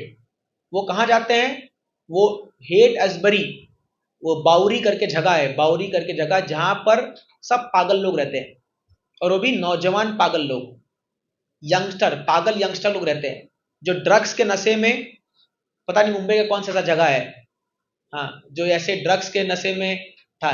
एक बार ना मैं एक एक डिवोटी के साथ बैठा हुआ था, तो वो भी समादर भक्त बन गया था, बट मुंबई का एक नंबर का ड्रगिस्ट था वो। तो मैं एक जगह जा रहा था, वो मेरे को दिखा रहा था, बोले देखो यहाँ बैठ के हम लोग गांजा पीते थे, प्रो जी यहाँ मारी जो है ना, प्रो जी यहाँ। बोला यार तुम पूरा एक्सप्लोर कर रखे हो पूरा मुंबई को। बोला प्रो जी बताइए कौन सा माल चाहिए आपको। चुप। वो मेरे को ऐसा बता रहा था। तो यहाँ पर भी ऐसे अड्डे बने हुए हैं, तो इसको पता नहीं कोई खारघर के पहाड़ में कोई जगह होगा जहाँ से सप्लाई होता ही होगा। मुंबई बड़ा हब है, नवी में भी हब बन चुका है। ये खारघर को हम लोग बोलते हैं कि अल्कोहल फ्री है, कहाँ से अल्कोहल फ्री है, अब तो हो गया सब शुरू। तो ऐसे जगह पे गए थे प्रभुपाद जी जहां पर ये सब ड्रग्स लेकर के नशे में धुत होकर के एकदम जो है, इनको कुछ पता नहीं जीवन में करना क्या है, क्या ये लोग ड्रग्स लेके पड़े हुए वहां पर, और वहां जाके प्रभुपाद जी इन लोग को सिखा रहे क्या? भगवत गीता। कौन सुनेगा? तो प्रभुपाद जी को एक रूम रेंट में लेते हैं, एक डेविड करके लड़का था, वो प्रभुपाद जी को ऑफर किया कि Swami ji come and stay with me. अब एक दिन रात को 12 बजे ये डेविड पागल हो गया, ड्रग्स पूरा चढ़ा के आ गया, और रात को 12 बजे छुरी लेकर के प्रभुपाद जी के पीछे भागने लगा, बोला आई विल किल यू। रात को 12 बजे, सोचिए प्रभुपाद जी। अरे उससे पहले तो प्रभुपाद जी के पास कुछ टाइपराइटर कुछ सामान था उनका, जो बक्सा में वो चोरी हो गया रात को। फिर प्रभुपाद जी यहाँ डेविड के घर में आए, और ये डेविड के घर में आए तो ये रात को 12 बजे प्रभुपाद जी को अटेम्प्ट टू मर्डर किया। प्रभुपाद जी वहां से भाग करके रोड में आ गए, रात को 12 बजे अमेरिका के रोड में, कोई ठिकाना नहीं, कहाँ जाऊं कहाँ नहीं जाऊं। प्रभुपाद जी बोले अब क्या करूं मैं। फिर प्रभुपाद जी रात भर रोड में बिताए उस दिन। फिर सुबह जब हुआ तो कुछ और लड़के जिनसे परिचित था वो लोग बुला करके हाँ किसी और के घर में सेटल किए। अब सब वहां बातचीत करे, भाई कौन इनको रखेगा। तो एक को बोला I can't keep this old man, why, because my girlfriend will not allow. बोले ये गर्लफ्रेंड रहेगी, अब इसके सामने बुढ़ा व्यक्ति आ जाएगा क्या। तो सोचिए हाउ ही वुड फील, एक अनइनवाइटेड गेस्ट जहां पर जिसको कोई देखने वाला नहीं है, ऐसे से भी प्रभुपाद जी आ गए। फिर प्रभुपाद जी बहुत स्ट्रगल। एक्चुअली प्रभुपाद जी उन दिनों हर दिन जो है वापस आकर के देखते थे यही बॉस्टन यहाँ पर कि कौन सा अगला शिप जो इंडिया की ओर जा रहा है। इतना प्रभुपाद जी परेशान हो गए थे वो एक साल, जो 1965 से 66 तक एक साल। फिर प्रभुपाद जी बट जैसे ही वहां आते थे तो उनको अपने गुरु का आदेश और सब बोलते, मैं इतना मेहनत करके यहाँ आया हूँ, वापस चला गया तो सब खल्लास हो जाएगा, सब खत्म हो जाएगा। बट देन प्रभुपाद जी बहुत स्ट्रगल के बाद फिर धीरे धीरे टॉमसन स्क्वायर पार्क में आके प्रभुपाद जी कीर्तन शुरू किए। 3 घंटा जो 3 से 6 हरे कृष्ण नाम जो फेमस धुन हम लोग गाते हैं, वो कीर्तन शुरू किए प्रभुपाद जी। फिर वहां से कुछ लोग जो है, कुछ यंग्स लोग, उसमें से एक थे जिसका नाम था ब्रूस, जो आगे जाके बने ब्रह्मानंद स्वामी। ब्रूस और उसके भाई थे, वो बने गर्ग मुनि, उनका नाम गैरी था, शायद गैरी या कुछ गर्ग का नाम था। ये 2 भाई पहले जुड़े, फिर उसमें एक का नाम था स्टीव, ऐसा करके ये बने सतस्वरूप महाराज, ऐसे करके सब थे। ये लोग जाकर के जो है प्रभुपाद जी को मदद करने लगे। फिर मुकुंदा गोस्वामी भी one of the first batch devotees थे। तो ऐसे 3-4 जो है ये लड़के लड़कियां आकर के प्रभुपाद जी को सपोर्ट करने लगे। फिर प्रभुपाद जी ने वहाँ पर एक स्टोर फ्रंट लिया, एक गैरेज को लिया, और वहां पर प्रभुपाद जी अकेले रह करके क्लासरूम स्टार्ट किए। हफ्ते में 3 दिन, मंडे वेडनेसडे फ्राइडे, शाम को 7:30 से 8 बजे तक क्लास देते थे भगवत्ता पर। और फिर प्रभुपाद जी अपने हाथों से बनाया हुआ रोटी और सब्जी खिलाते थे इन लोगों को। अब ये लोग तो ऐसी नशेड़े लोग, और इन लोग को तो कुछ खाने पीने का कुछ वो नहीं है, पर इन लोग खाने के वास्ते आते थे यहाँ पर, और उसमें भी specially ISKCON bullets. Gulab jamun, ऐसा गुलाब जामुन प्रभुपाद जी बनाए होंगे, मतलब आप सोचो, यू कांट इमेजिन। और प्रभुपाद जी गुलाब जामुन का जो है ना पूरा एक, क्या बोलते हैं, एक भांड भर के रखते थे दरवाजे के सामने। तो जो भी आदमी आता था अंदर, तो प्रभुपाद जी क्लास भले वो सुने ना सुने, कई बार तो शुरू शुरू में लोग जो है अपनी गर्लफ्रेंड के ऊपर ऐसे हाथ रख के बैठते थे, और बगल में कुत्ता कर रहा है, बगल में कुत्ता जीभ निकाल रहा है, और इधर ये और इधर गर्लफ्रेंड ऐसे बैठ के हाथ करके क्लास सुन रहा है प्रभुपाद जी। सोचिए वो भी कैसे पाँव ऐसे आगे करके। अभी हम लोग मानो क्लास दे रहे, कोई ऐसा बैठेगा तो पहले स्कूल में निकलो बाहर, करेक्ट है कि नहीं है? पर प्रभुपाद जी कुछ नहीं। बट फिर प्रभुपाद जी सोचा कि अमेरिका में साइन बहुत काम करता है, ये अपना देश जैसा नहीं है कि मतलब मैं इंडिया को अंडरमाइन नहीं कर रहा हूँ, लेकिन बता रहा हूँ कि क्या क्या चीज वो है। मेरा भारत महान, ये मैं भी बिलीव करता हूँ, लेकिन कल्चर, तो वहां प्रभुपाद जी ने फिर बाहर लिख दिया कि boys this side, girls this side and dogs outside. तो जिस दिन से प्रभुपाद जी लिखा, सब फॉलो करने लगे, सब जो है वो आकर के ठीक से बैठने लगे, सुनने लगे। फिर प्रभुपाद जी जो है उनको प्रसाद अपने हाथों से सर्व करते थे, रोटी। आप इनिशियल वीडियोस देखिए, ये सब वीडियोस में रिकॉर्डेड है, बड़ा इंटरेस्टिंग है। बड़ा बड़ा रोटी प्रभुपाद जी बना रखे हैं, और ये लोग सर्व कर रहे हैं अपने एक दूसरे को, और उसमें कुछ सब्जी चटनी पता नहीं क्या प्रभुपाद जी बनाए होंगे, बट जो भी बनाए होंगे बहुत टेस्टी होगा, और ये लोग सब बैठ के खा रहे हैं वहां पर एकदम इनिशियल डेज में। और ये लोग फिर खाते खाते इनको लत लग गई, ये भी इंटॉक्सिकेशन है, क्योंकि प्योर डिवोटी का हाथ का बना हुआ खाना और प्रसाद है। तो खाने लगे, तो फिर कुछ दिन तक चलता रहा ये सब चीजें, 2-3 हफ्ते चलते रहा। फिर इनमें से एक ने पूछा, Swami ji you are alone, आप सब काम करते हो क्या? बोले और क्या, कौन आएगा? तो बोले कैन वी हेल्प यू? बोले यस श्योर प्लीज कम। तो फिर प्रभुपाद जी ने बोला व्हाट कैन वी हेल्प, क्या हेल्प करें? तो फिर प्रभुपाद जी ने बोला, अभी प्रभुपाद जी इनको सर्व करने के बाद अपने हाथों से इनका झूठा प्लेट धोते थे। वहां थोड़ी आप जैसा पत्तल या ये प्लास्टिक का प्लेट थोड़ी उस समय खरीदने का पैसा होगा प्रभुपाद जी के पास, तो कुछ 2-4 प्लेट लाए होंगे कहीं से उधार उधार में, उसको देते थे और उसको झूठा को खुद मांजते थे। सोचिए हिप्पी लोग का प्लेट को मांजते होंगे, अपन छुएंगे भी नहीं, कर कि नहीं है? एक सन्यासी हिप्पियों का प्लेट को धो रहे हैं, और प्रभुपाद जी बोले can you wash this plate? तो एक जन आया, ठीक है धो, उसके ऊपर धुलवाए। फिर प्लेट धुलवाने के बाद बोले ठीक है तुम आधा घंटा पहले आ जाना क्लास के। फिर उसको रोटी बनाना सिखाए, एक को सब्जी बनाना सिखाए, एक ऐसे करके कुकिंग सिखाया उन लोग को। एक एक चीज प्रभुपाद जी अपने हाथों से सिखाया, एक एक चीज। फिर पता है आपने, प्रभुपाद जी ने इन लोगों को धोती कुर्ता पहनाना सिखाया। प्रभुपाद जी इंडिया से एक बड़ा थान मंगाए थे व्हाइट कपड़ा का, तो उसमें से 4 मीटर काट करके दे दिया माताओं को, तुम साड़ी बना लो इसका, और उसी में से 4 मीटर काट के दे दिया इसको, तुम धोती कुर्ता बना लो। तो उसको वो धोती वही साड़ी सब वही, इसलिए आप शुरू के दिन में देखो सब व्हाइट पहने हुए, सब माता भी व्हाइट ही साड़ी पहनी हुई है। उसको पता थोड़ी है कि क्या है क्या नहीं है, कोई प्रिंटेड साड़ी थोड़ी है, सब वो व्हाइट पहने हुए और इतने अच्छे follow, they were addicted to Prabhupada. उसमें तो यंग लड़के लोग हैं, 18-19 साल के सब होंगे, 19-20 साल के, और प्रॉपर्टी 70 ईयर्स, कितना बड़ा जनरेशन गैप, 50 ईयर्स का gap, but they were attached to Prabhupada. इसीलिए आपको पता है वो लोग को कृष्णा नहीं पता था, पर उनको पता था प्रभुपाद, प्रभुपाद, इसलिए वो लोग जान देने को चाहते प्रभुपाद जी के पीछे। इसलिए जो उन दिनों के जो भक्त थे ना इस्कॉन के, उनका जो अटैचमेंट प्रभुपाद जी के प्रति वो विशेष है, हम लोग कभी सपने भी वो नहीं कर नहीं सकते। कई सारे एग्जांपल्स है जिसमें वो दर्शाता है। तो फिर प्रभुपाद जी ऐसे धीरे धीरे करके वहां पर हिप्पियों लोगों को धीरे धीरे जो है कीर्तन के माध्यम से, प्रसाद के माध्यम से, ऐसे कथा कर करके जो है प्रभुपाद जी ने इनको कल्टीवेट किया। देन प्रभुपाद जी जो है 1966 में रजिस्टर किए एक सोसाइटी, ये इस्कॉन को, और प्रभुपाद जी ने एक लॉयर को बुलाया था, और प्रभुपाद जी ने कहा I want to establish a international society. तो लॉयर ने कहा अरे भैया तुम्हारा प्रॉपर्टी खाली है कि ये गैराज है, और तुम इंटरनेशनल की बात कर रहे हो? बोले yes it will be international society. तो बोले इसके ट्रस्टी कौन होंगे? बोले ये बैठे ना 7 लोग, उसमें कोई सब हिप्पी लोग बैठे हुए, अब वो सब उतने बड़े वक्त नहीं थे उस समय। तो उस लॉयर ने कहा डू यू ट्रस्ट देम, तुम ट्रस्टी बना रहे हो? बोले yes they are my trustworthy members of this society. तो फिर प्रभुपाद जी ने इनका सबका साइन ले लिया, इसलिए आप ओरिजिनल डॉक्यूमेंट देखोगे इस्कॉन का, वो सब वो हिप्पी लोग का साइन है। अब आपको आपका सब आगे भक्त बन गए, और उस समय दे वर लाइक वेरी वेरी नेव, उनको कुछ नहीं पता ट्रस्ट क्या होता है, क्या ये क्या होता है। सब नौजवान लोग हैं, उनका साइन लिया प्रभुपाद जी ने, 7 लोग का, और 7 या 11 लोग थे, उनका ट्रस्ट बनाया।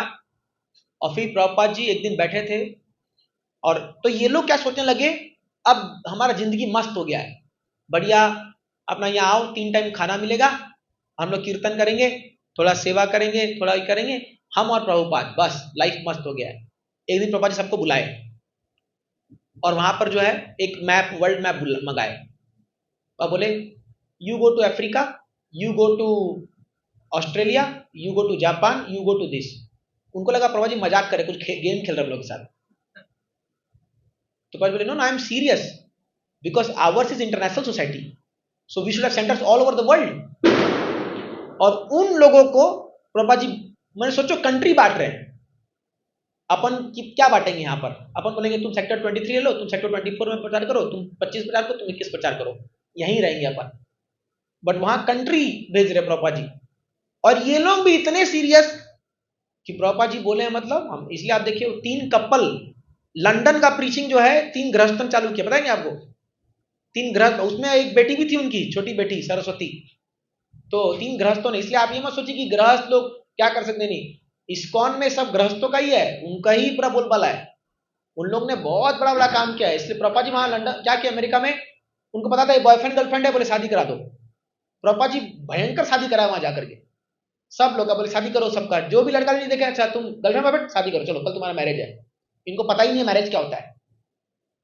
वहां पर प्रभुपाद जी आप देखोगे अभी उनका यज्ञ करा रहे हैं, जोड़ी बांध दिए, बोले आज से तुम हस्बैंड तुम वाइफ, बोले क्या करना होगा अभी आगे, बोले ये करो, ऐसे फॉलो करो। और वो लोग इतने डेडिकेटेड है प्रभुपाद जी को, पूरा फॉलो कर रहे हैं वो लोग एकदम। तो ऐसे हस्बैंड वाइफ बना बना के प्रभुपाद जी जो है इन लोग को प्रचार के लिए भेजते गए।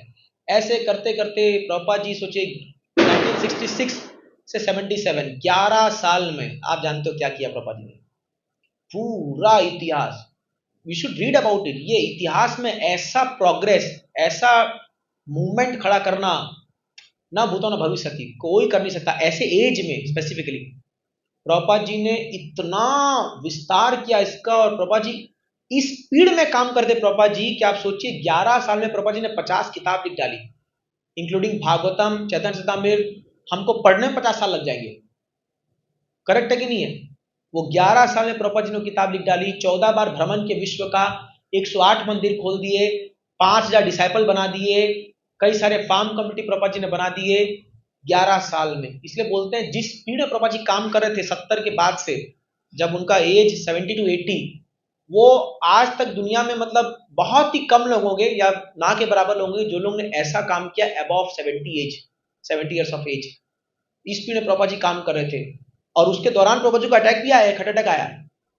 इनफैक्ट मुझे एक रेफरेंस मिला है जहां प्रभुपाद जी लिखते हैं कि रात को जब बुक लिखते थे तो उनके ब्रेन में डंग डंग डंग डंग आवाज हो रहा था। ये रेफरेंस मुझे मिला। प्रभुपाद जी लिखते हैं कि in my brain in night I am feeling somebody is ringing bell whole night. और उस स्थिति में प्रभुपाद जी रात को बुक डिक्टेट कर रहे हैं, बुक लिख रहे हैं रात को एकदम। और देखिए उस स्थिति में प्रभुपाद जी इंडिया आते हैं। फिर एक्चुअली प्रभुपाद जी इंडिया नहीं आ जाते थे, उसका भी एक बहुत बड़ा रीजन है, सुना चाहते हैं? क्या हुआ, जब ये वेस्टर्न वर्ल्ड में प्रभुपाद जी प्रचार करने लगे तो कुछ लोग ये प्रीच करने लगे वहां पर, इनका खोपड़ी थोड़ा एक्स्ट्रा चलता है, तो कि प्रभुपाद जी भगवान है, कि प्रभुपाद जी इतना मतलब इतना इतना विस्तार कर दिए प्रभुपाद जी कि लोग बोलने लगे प्रभुपाद जी भगवान है, ये कृष्ण के अवतार है। और ऐसा करके प्रीच करने लग गए थे वो लोग कि do you know God has इनकार्नेटेड in this world in Prabhupada. और प्रभुपाद जी जब खबर पहुंचा, प्रभुपाद जी उनको बैन कर दिया इस्कॉन से, बोले नो दिस इज रॉन्ग। अगर प्रभुपाद चाहते तो वो आराम से भगवान बन के बैठते वहां पर, जैसे हमारे देश में कई भगवान बन के बैठे हुए ना, कुछ तो जेल में है, कुछ लोग जाने वाले। तो प्रभुपाद चाहते, लिटरली वो गॉड बन चुके थे वहां पर, लिटरली बता रहा हूं, लोग उनका चरण धो के पानी पीने लगे थे। और प्रभुपाद जी के लिए जो, और प्रभुपाद जी का ऐसा आपको पता नहीं है, वेस्टर्न में एक लहर आ गई थी, इनफैक्ट सरकारें डरने लगी थी कि ये हमारा मूवमेंट, आपको जान के ये हैरानी होगी कि रशिया में the biggest threat to Russian government was ISKCON at one time. इसलिए आप देखो कि रशियन में अगर आप वो सॉल्टेड बेड बुक पढ़ोगे तो रशिया में डिवोटी को वो लोग देख करके पकड़ पकड़ के बंद कर करके उनको इतना टॉर्चर करते थे कि पूछो मत। इतना प्रचार फैल गया था अंडरग्राउंड में। आपको पता नहीं, बुक स्मगलिंग होती थी, ड्रग्स नहीं, बुक्स। प्रभुपाद जी किताबें स्मगलिंग होती थी, उसको प्रिंट करके, उसको टाइपराइट करके, उसको कोड लैंग्वेज में लिख करके बांटते थे लोग। इतना फैल गया था मूवमेंट एक जमाने में इस्कॉन। बट प्रभुपाद जी ने बोला no, I am not God, I am servant of God. और प्रभुपाद जी इतना फ्रस्ट्रेट हो गए थे इस चीज से कि प्रभुपाद जी एक बार तमाल कृष्ण महाराज को बोलते हैं कि can you take me back to India, I don't want to stay here. इतना प्रचार करने के बाद फिर 1972 में, ये 4-5 साल में ऐसा हुआ, आई थिंक 71 प्रभुपाद जी पहली बार इंडिया आए थे। और इंडिया में आके वही अपने दामोदर मंदिर में जो रूम था, प्रभुपाद जी उसको छोड़े नहीं थे, रेंट दे रहे थे उसका, वहां लाते अपने भक्तों को। और फिर प्रभुपाद जी स्टार्ट करते हैं इंडिया में 4 मेगा प्रोजेक्ट्स। एक ISKCON Vrindavan, ISKCON Bombay, ISKCON Mayapur, ISKCON Hyderabad, 4 बड़ा प्रोजेक्ट। और बॉम्बे का तो अलग ही स्टोरी है, वो तो छोड़िए, कैसे बनाया है जुहू मंदिर प्रभुपाद जी ने बहुत मेहनत किया है, प्रभुपाद जी ने बहुत ज्यादा मेहनत किया है।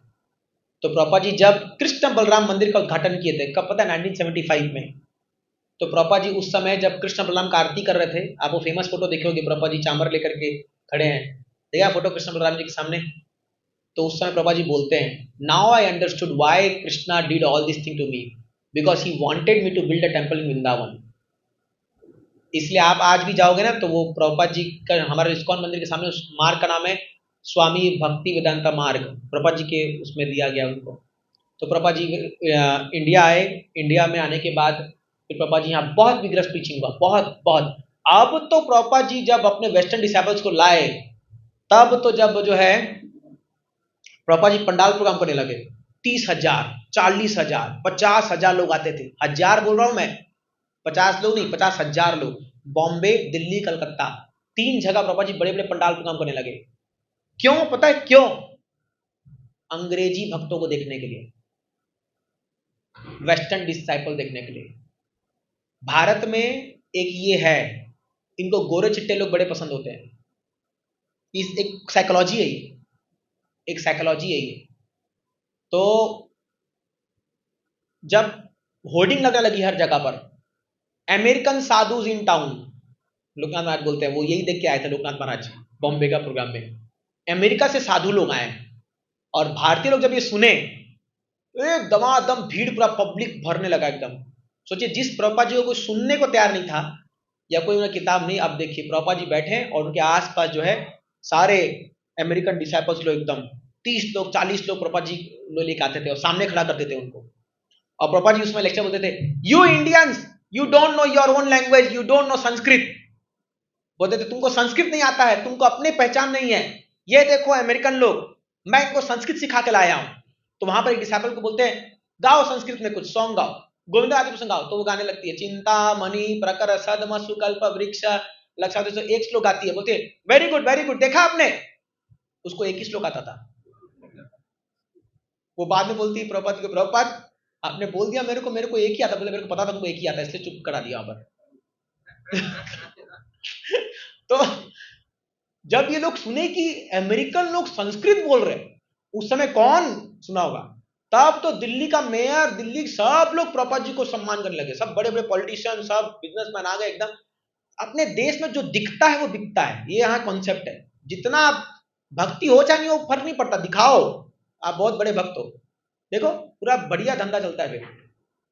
तो प्रभुपाद जी ने दिखाया लोगों को, ऑफकोर्स प्रभुपाद जी के अंदर भक्ति था, तभी तो इनको बना पाए। फिर प्रभुपाद जी पूरा उनके लिए रथ निकलने लगा, सूरत में बहुत ग्रैंड प्रोसेसन हुआ प्रभुपाद जी का। ऐसे कर करके प्रभुपाद जी ने फिर इंडिया में एस्टैब्लिश करना शुरू किया, कि प्रभुपाद जानते थे कि इंडिया में ही ये सस्टेन करेगा, क्योंकि एक्चुअल में भक्ति इंडिया में ही है। भारत वासियों के खून खून में भक्ति है। प्रभुपाद जी ने कहा था, here everybody is Krishna conscious, Prabhupada ji लिखा है स्टेटमेंट। लेकिन अभी लोग पागल की तरह भाग रहे माया के पीछे, वो समझ नहीं रहे कि आपका असली धरोहर भक्ति है, आपके खून में, कहां जाओगे। भारत में कोई अगर व्यक्ति बोल दे कि मैं एथिस्ट हूं, वो झूठ बोल रहा है। They can not be atheist, वो नहीं हो सकता नास्तिक, करके देख लो आप। उसका फेथ कहीं ना कहीं लगता है, बट उसको पता नहीं कहां लगना है। इसीलिए क्या है, प्रभुपाद जी ने यहां प्रचार करना शुरू किया। प्रचार करते करते जो है, ऐसा प्रभुपाद जी ने फैलाया और फिर प्रभुपाद जी पूरे वर्ल्ड का भ्रमण करके 1977 में जो है, एक्चुअली प्रभुपाद जी आ गए, मुंबई में थे, प्रभुपाद जी का हालत बहुत खराब हो गया था। फिर प्रभुपाद जी को मुंबई से ले जाया गया, जो है यहाँ मुंबई में बहुत बढ़िया घटना हुआ था जब प्रभुपाद जी, क्योंकि हम मुंबई में है, मैं आपको लास्ट घटना बता रहा हूँ। जब लास्ट टाइम प्रभुपाद जी मुंबई से गए थे वृंदावन की ओर, तो यहाँ पर जो थे एक एनडी देसाई करके एक भक्त है जिसका नाम है श्रीनाथ जी प्रभु। आप आज वाड़ा जाते हो तो श्रीनाथ जी कैफे करके है ना, वो उनके नाम पर है, बहुत बड़े बिजनेस इंडस्ट्रियलिस्ट थे। तो ये श्रीनाथ जी प्रभु जो एनडी देसाई थे, ये प्रभुपाद जी से 12 मिलते थे, ये प्रभुपाद जी को जज करने आते थे कि कहीं ये साधु भी कहीं मतलब माल बनाने के चक्कर में तो नहीं है, पैसा वैसा लेटने के चक्कर में। बट जब भी आते थे तो प्रभुपाद जी की प्यूरिटी और प्रभुपाद जी का वो देख करके जो है ये बहुत प्रभावित होते थे कि ये यार सच में साधु है। एनडी देसाई बहुत बड़े इंडस्ट्रियलिस्ट, आज भी उनके एक बहुत बड़ी कंपनी है, अब तो चले गए हैं, उनके बेटे पे संभालते होंगे।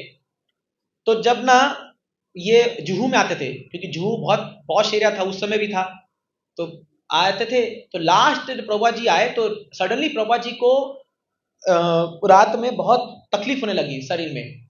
तो उनके असिस्टेंट ने कॉल किया एनडी देसाई को, बोले can you bring your car. Prabhupada ji immediately wants to go for Vrindavan, immediately wants to go for Vrindavan. और प्रभुपाद जी एकदम अनकॉन्शियस स्टेट में, एकदम एकदम मतलब समझ लो अब एंड पॉइंट आ गया है, सबको पता चल गया है। ये आई थिंक अक्टूबर एंड की बात होगी मेरे ख्याल से, इफ आई नॉट रॉन्ग। तो प्रभुपाद जी उसको बुलाते हैं एनडी देसाई को, और वो एनडी देसाई जो है वो आता है, लेकिन वो अभी तक दीक्षा नहीं लिया था। वो अभी तक जो है ना उसके मन में डाउट था कि मैं प्रभुपाद जी को गुरु बनाऊं नहीं बनाऊं, क्या करूं, क्योंकि उसका माइंड तो स्केप्टिक था।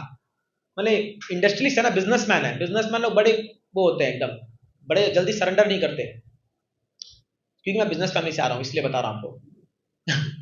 तो तो वो जो है, बट वो बोले, बट वो सेवा जरूर करेंगे, डोनेशन देंगे, कुछ हेल्प जो करते हैं वो लोग। तो वो अपना गाड़ी लेके आ गए। तो जो प्रभुपाद जी का जो सेक्रेटरी था, वो सामने बैठ गया और प्रभुपाद जी पीछे बैठे, और दो लोग पीछे बैठे। एकदम लास्ट सीन चल रहा है ये, जब प्रभुपाद जी मुंबई से आखिरी बार जा रहे हैं वृंदावन, अभी लौट के नहीं आने वाले। तो सभी भक्त लोग जो जुहू में यहाँ पर थे, सब लोग बहुत वेलकम, प्रभुपाद फेयरवेल दिए, बहुत रो रहे हैं लोग कि सबको पता है आने वाले नहीं है प्रभुपाद जी, क्योंकि एकदम लास्ट स्टेज आ चुका है, मतलब is going to leave his body, और वो डिक्लेयर हो गया था। फिर प्रभुपाद जी जाने लगे, तो प्रभुपाद जी इसको बोलते हैं, प्रभुपाद जी के जो बगल में बैठा था उसको बोले tell him to drive fast. Prabhupada ji Juhu से निकले और उनको ट्रेन शायद सीएसटी से पकड़ना था, सियासी टर्मिनस से। प्रभुपाद जी बोले कि इसको बोलो फास्ट ड्राइविंग करे, लेकिन प्रभुपाद जी बहुत नाजुक शरीर है। तो जो प्रभुपाद जी का जो सेक्रेटरी सामने बैठा है वो बोलता है drive slow, it is troubling Prabhupada, Prabhupada ji को दर्द माने प्रॉब्लम होगा, तुम स्लो ड्राइव करो। वो फिर स्लो कर देता है। फिर पीछे से प्रभुपाद जी उसको बोलते हैं बोल ड्राइव फास्ट ड्राइव करने बोलो, फास्ट ड्राइव करो। तो वो फिर फास्ट करते हैं। फिर ये बोल रहे अरे स्लो ड्राइव करो, प्रभुपाद जी पीछे बैठे हैं उनको तकलीफ होगा। फिर ये स्लो करता है। फिर बोलते हैं अरे फास्ट करो। अब यहाँ झगड़ा चल रहा है गाड़ी के लिए, बोले मैं क्या करूं, तुम्हारे जब प्रॉब्लम है तुम लोग का। बोले तो फिर वो पीछा बोलता है जो मैं बोला वो करो। प्रभुपाद जी बोले फास्ट करो।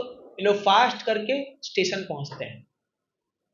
अब जब ये लोग स्टेशन पहुंचते हैं तो वो टिकट जब काउंटर पे जाते हैं उसमें लेने के लिए, तो बोलते हैं दिस ट्रेन, बोले अरे this train is going to leave in 2 minutes, 2 minute में ये ट्रेन छूटने वाली है जो वृंदावन जा रही है। अब उस जमाने 1-2 ट्रेन होती होगी, आज भी इतनी ट्रेन कहाँ है। बोले बट टाइम तो इसका 11:30 बजे का था। तो बोले आपने पेपर नहीं पढ़ा क्या, ये प्रीपॉन्ड किया गया है, 11 बजे आज ये ट्रेन छूटने वाली यहां से। इसका दिमाग घूम गया। बोले प्रभुपाद तो कैसे पता चला कि 11 बजे छूटने वाली है ट्रेन। बोले इसीलिए प्रभुपाद जी बोलते ड्राइव फास्ट, फास्ट ड्राइव करो ट्रेन छूट जाएगी। और ये उस टीटी कंट्रोल बोला, बोला मैं मेरा पूरा संपत्ति देने को तैयार हूं, तुम इस ट्रेन को रुकाओ कैसे भी करके आज भी। बोले मेरा तुमको मैं ब्लैंक चेक साइन मार के देता हूं, जो पैसा लेना ले लो, इस ट्रेन को रुकाओ। तो अभी प्रभुपाद जी को जाना बहुत जरूरी है वृंदावन। तो कैसे करके इन्फ्लुएंशियल व्यक्ति थे, ट्रेन को रुकाए। और फिर जो प्रभुपाद जी जब जाते हैं तो ये उस समय पूरा ब्रोक डाउन हो जाता है। ये एनडी देसाई जो है ये, क्योंकि पता आखिरी बार प्रभुपाद जी को सेंड ऑफ कर रहे हैं, ही जस्ट ब्रेक्स डाउन और फिर अपने कार में आता है और देखता है प्रभुपाद जी अपना गार्लैंड छोड़ के गए इसके लिए। और इतना रोता है, इतना रोता है, इतना रोता है ये, और ये सोचता है कि प्रभुपाद एक्सेप्टेड मी। जाते थे प्रभुपाद जी उसको अपना आशीर्वाद देके गए कि I have accepted you as my disciple. इसीलिए फिर बाद में ये बहुत बड़े भक्त बनते हैं। बहुत सेवा किया उन्होंने इस्कॉन का, बहुत सेवा किया। और प्रभुपाद जी फिर वो ट्रेन में जाते हैं, वहाँ वृंदावन पहुँचते हैं। आज भी वो स्थान है जहाँ प्रभुपाद जी ने अपना आखिरी समय छोड़ा था। ठीक 14 नवंबर 7:20 PM प्रभुपाद जी, आप जाओगे आपको फील होता है वो पूरा जगह में, रूम क्या बना रखे वो एकदम पूरा। और प्रभुपाद जी वहाँ जा करके, जब प्रभुपाद जी अभी उन दिनों में प्रभुपाद जी जो है उनको पालकी में, वो पालकी आज भी है, प्रभुपाद जी को दर्शन कराते थे। आप का परसों के दिन हमारे वो लास्ट लेसन वीडियो दिखाया जाएगा मंदिर में, अगर आप देखोगे बहुत, अरे बाप रे, बहुत बहुत इमोशनल है वो वीडियो। कैसे प्रभुपाद जी का पूरा शरीर पूरा एकदम गलत चुका है, मतलब एकदम सो इमैशिएटेड हो चुका है। अब पूरे दुनिया से लोग आ रहे हैं, मतलब जो इनके प्रभुपाद जी के सारे बड़े बड़े GBC डिसाइपल सब लोग आते हैं और प्रभुपाद जी को वहाँ पर जो है सब आखिरी प्रणाम करते हैं। फिर Prabhupada ji he leaves the body, शरीर छोड़ते हैं। फिर प्रभुपाद जी के बॉडी को पूरा वृंदावन परिक्रमा किया जाता है, पूरे 7 गोस्वामी का मंदिर ले जाते हैं। इतना रिस्पेक्ट दिया जाता है प्रभुपाद जी को। एक्चुअली प्रभुपाद जी को वृंदावन में जो है ना, बहुत बड़े बड़े जो वहाँ के सब महंत सब लोग थे, सब लोगों को सभी मंदिरों का गार्लैंड और सब उनको बोले कि एक्चुअली वृंदावन ग्लोरी किसी आदमी ने फैलाया पूरे दुनिया में, वो है शिला प्रभुपाद। ही एक्चुअली ग्लोरीफाइड वृंदावन। और आज देखिए क्या हो रहा है वहां पर। तो प्रभुपाद जी ने ऐसे महान संत थे जो वृंदावन को छोड़ के गए, लेकिन जगह जगह वृंदावन बना दिए। दिस अ प्योर डिवोटी, ये होता है प्योर डिवोटी। क्योंकि शुद्ध भक्त जो होता है वो वृंदावन को अपने हृदय में रखता है, और वो जहां जाता है वो वृंदावन बना देता है वो। और देखिए प्रभुपाद जी जितने भी इस्कॉन मंदिर बनाए हैं वो सब वृंदावन से कम है क्या? 24 घंटा भगवान की आरती, पूजा, कीर्तन, कथा, प्रसाद सब हो रहा है। तो प्रभुपाद जी ऐसा काम करके इस दुनिया के लिए, न भूतो न भविष्यति, कोई नहीं। आज भी आप देखिए सेम चैनल चले जा रहा है, वही 4:30 मंगल आरती, वही दर्शन आरती, वही भागवतम क्लास। कोई ऐसा मूवमेंट नहीं है जहां पर स्टैंडर्ड जो सेट हुआ वो फॉलो हो रहा है। बट इस्कॉन में बोल सकता हूं दावे के साथ, आज भी प्रभुपाद जी के दिए स्टैंडर्ड फॉलो किए जा रहे हैं। आज भी 50 साल बीत चुके हैं। आप देखिए कि जनरली कोई संस्था का जब कोई फाउंडर चला जाता है तो संस्था ड्यूंडल हो जाती है, मतलब टूट फूट जाती है। बट ये एक ऐसी संस्था है जो मैं अपनी आंखों से देख रहा हूं, 7 गुना बढ़ चुकी है। 108 से 708 मंदिर हो चुके हैं, 7 टाइम्स और कितने मल्टीपल टाइम्स बढ़ चुके हैं। नो डाउट हर संस्था में कुछ प्रॉब्लम आती है, वो तो यहाँ पर भी आएगी। बट देन ये बड़ा क्यों? ऐसा सिस्टम बनाया है प्रभुपाद जी ने, ऐसा सिस्टम बनाया है प्रभुपाद जी का। अगर आप इस्कॉन के पेपर्स पर देखोगे ना, 10,000 ईयर्स तक इस मूवमेंट में कोई कुछ नहीं कर सकता, कितना ही कुछ भी हो जाए। इसलिए डोंट वरी, जब तक अपन जिंदा है मूवमेंट में कुछ नहीं होगा। ये पॉसिबल नहीं है। या जैसे कई लोग बोलते हैं ना, ओ इस्कॉन एक्सपोज्ड, कई सारे यूट्यूब में वीडियो आते होंगे, इस्कॉन की सच्चाई, काली सच्चाई, सफेद सच्चाई से। अरे तुम जितना करना कर लो, कुछ होने वाला नहीं है। मूवमेंट ऐसा बनाया गया है, मैं आपको बता रहा हूं ना, मैं 16 साल से हूं इसमें, कुछ नहीं होगा।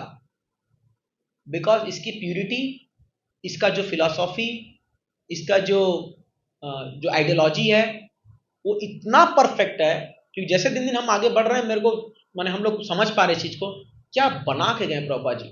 बिकॉज प्रभुपाद जी बहुत दूर का सोचते थे, बहुत दूर का। वो अपने लिए नहीं जी के गए, वो हम सबके लिए जी के गए। वो जो 11 साल ने मेहनत किया, ये तो उनके लिए तो बढ़िया था, वृंदावन में आराम से रहते, मस्त अपना शरीर छोड़ के भगवत जाना ही था उनको, है कि नहीं है, रिटायर होकर के। But then he lived for all of us. इसीलिए श्रील भक्ति ठाकुर कहते हैं, वैष्णवास नेवर डाई, वैष्णव लोग मरते नहीं है। व्हेन दे लिव, मतलब जो LIV, जब वो जीते हैं, they spread the glories of holy name. And when they leave the world, LEAV, their memories and their teaching spread the holy name all over the world. इसलिए प्रभुपाद जी का statement था, प्रभुपाद जी का स्टेटमेंट है, I will never die, I will live in my books and you will utilize. Prabhupada ji बोलते हैं, आज मैं अपने किताबों में बैठा हुआ हूं, कोई भी जो प्रभुपाद जी किताब को पढ़ेगा वो फील करेगा कि प्रभुपाद जी से बातचीत कर रहा है। आप करके देख लो। तो देखिए, why I am telling this thing, कि we should feel very proud, जो भी हम लोग इस्कॉन से जुड़े हैं, फील वेरी प्राउड कि इतना अच्छा मूवमेंट और इतना अच्छा फिलॉसॉफी हमारे को अवेलेबल हो रखा है कि really sometime I feel so proud कि I am part of this organization, जो इतना बड़ा काम कर रहा है पूरे दुनिया में, कि जो मतलब सनातन धर्म को रियली एस्टैब्लिश कर रहा है। करेक्ट है कि नहीं है? इसलिए इसमें IITians, NITians, बड़े बड़े लोग जो हैं वो सब अपना बड़ा बड़ा जॉब छोड़ के आकर झाड़ू पोछा मार रहे हैं यहाँ पर। बताइए, कोई करा सकता है है किसी में ताकत ये कराने की? बड़े बड़े लोगों को जो है वो ला करके जो है उनसे सेवा कर रहे हो। आप जाके वृंदावन जाके देखिए, आप ऐसा आपको लगे वो गाय का गोबर उठा रहे होंगे, आप पूछोगे भाई कहाँ पड़े, वो आईआईटी का इंजीनियर होगा। आप जाके पूछ देखो कैसे हुआ ये, because of Prabhupada books, because of Prabhupada philosophy. तो इसीलिए we are extremely fortunate and we should feel fortunate कि हाँ we are part of this movement, but we should take advantage of it. हमें इसका फायदा उठाना चाहिए, हमारे पास ये अवेलेबल है। But there are some people जिनको खाली क्रिटिसाइज करना है, जिनको खाली जो है दोष निकालना है, तो निकालो, क्या होगा। अपने भारत के लोग हैं, पूरे दुनिया इसका लाभ उठा रहा है, और अपने भारत के लोग हैं जो लोग क्रिटिसाइज किए जा रहे हैं। इनका काम टांग खींचना ही रह जाएगा खाली हमेशा, और खास कर यूट्यूबर्स लोग का टांग खींचना ही रह जाएगा इनका। ये आज एक महिला अभी 1:30 बजे आकर के, 1 बजे मंदिर बंद हो जाता है, तो उसको सिक्योरिटी बोल दिया आप थोड़ा माता जी बाहर चल जाइए, मंदिर बंद हो गया, अभी हो गया। अरे जो हल्ला मचाई है मेरे ऑफिस के बाहर ही। मैं तो गया नहीं, मतलब अभी मैं लग जाऊंगा तो पता चला कौन मैनेजमेंट है, क्या तुम्हारा इस्कॉन है, मैं एक्सपोज कर दूंगी, मैं फोटो खींचती हूँ, लाओ ये करो ये करो पूरा। बोला अरे बाप रे बाप। तो अननेसेसरी जो है लोग, देश में कुछ अच्छा होने जा रहा है तो उसको प्राउड फील नहीं करेंगे, they want to criticise, they want to तभी सनातन धर्म में इतनी प्रॉब्लम्स है, तभी ये इतना ऊपर उठ के आ नहीं पाता है, क्योंकि हमारे लोग इसमें दिमक की तरफ से खाने में लगे रहते हैं। अगर कोई पेड़ ऊपर बन रहा है तो उसको नीचे से काटते रहो दिमक लगा लगा के, और वो टूट जाएगा एक दिन। तो इसीलिए अपने धर्म में ही बहुत बड़ी समस्या है एक्चुअली लोगों की मेंटालिटी में। बट ये समय क्या है, अरे समथिंग विच इज आपको प्राउड फील करना चाहिए कि हमारा सनातन धर्म के लोग जो है बाहर जाके प्रचार कर रहे हैं, अमेरिका में लोग धोती कुर्ता पहना करके ला रहे हैं उनको, हरे कृष्णा जाके एक अमेरिकन को एक बार महामंत्र जप करा के दिखा दो। मैं आपको चैलेंज देता हूं, एक अमेरिकन को जो अमेरिका में जन्म लिया है उसको आप उसके मुंह से महामंत्र निकलवा के दिखा दो, मैं मान जाऊंगा आपको। उसको धोती पहना के दिखा दो, असंभव है, असंभव है, नहीं कर सकते आप। वो काम प्रभुपाद जी ने करके दिखाया है अमेरिकन बॉर्न लोगों को। अभी जो आप अमेरिकन को देखते हो ना, वो लोग सब इंडियन ओरिजिनेटेड है, भारत से जाके वहां बसे हुए वो लोग जाके वहां तिलक लगा रहे हैं, मंदिर बना रहे, सब कर रहे हैं, जो भी लोग मंदिर बना रहे हैं, but not American are involve जो अमेरिका के बॉर्न है। बट शिला प्रभुपाद जी ने इन अमेरिकन बॉर्न लोगों को भक्त बना के दिखाया, ये बहुत बड़ा ग्लोरी है। वो सब क्रिश्चियंस थे, कोई इस्लामिस्ट थे, उन लोगों को प्रभुपाद जी ने कन्वर्ट कर दिया, भक्त बना, convert in the sense made him them Krishna conscious. तो we should feel very proud and help and take active part in it, नहीं तो अपना संस्कृति बचेगा नहीं। आने वाले दिनों में क्या बच्चों को फिर गीता भागवत क्या उनको समझ में आएगा, कुछ समझ में नहीं आएगा, वो इसको घृणा से देखेंगे। और इस सारे वेस्टर्न वर्ल्ड जो है ये पूरा कैप्चर कर लेगा, ऑलरेडी कैप्चर कर चुका है। हमारे मोबाइल में सारे ऐप्स तो अमेरिकन ऐप्स है, करेक्ट है कि नहीं, आप देख लो। हम सारी माइक्रोसॉफ्ट गूगल मैं भी यूज करता हूँ, बट क्या करें ऑप्शन नहीं है, तभी तो वो ट्रम्प उछल रहा है इतना, क्योंकि उसके देश की कंपनी हमको रूल कर रही है ना, करेक्ट है कि नहीं है। अपने भारत में तो अपनी सेल्फ मेड कंपनी नहीं है ना, कि हम लोग हमेशा दबाव में रहे, हम लोग हमेशा गुलामी में रहे, हमेशा। अब जब कुछ अच्छा होने जा रहा है तो टांग खींचने में लोग लगे हुए है कि नहीं है। तो why we are not self made, मैं बता रहा हूं आज की, अभी हम लोग भी बहुत ट्रैवल करते हैं, देखते हैं इतनी, अब जैसे आप रिसेंटली आपने देखा होगा वो जो एक जोहो जो कंपनी जो उठ के आ रही है, वो क्या पेरम्बूर का नाम है उनका, वेम्बूर करके, वो तमिलनाडु किसी गांव से है वो, उनका मैं एक इंटरव्यू सुन रहा था, वो बता रहे थे हमारे विलेज में इतना टैलेंट छुपा हुआ है कि 10 गूगल और माइक्रोसॉफ्ट कंपनी खोल के रख दे लोग, ऐसा वो बताते हैं, वो अब इंटरव्यू बता रहे हैं।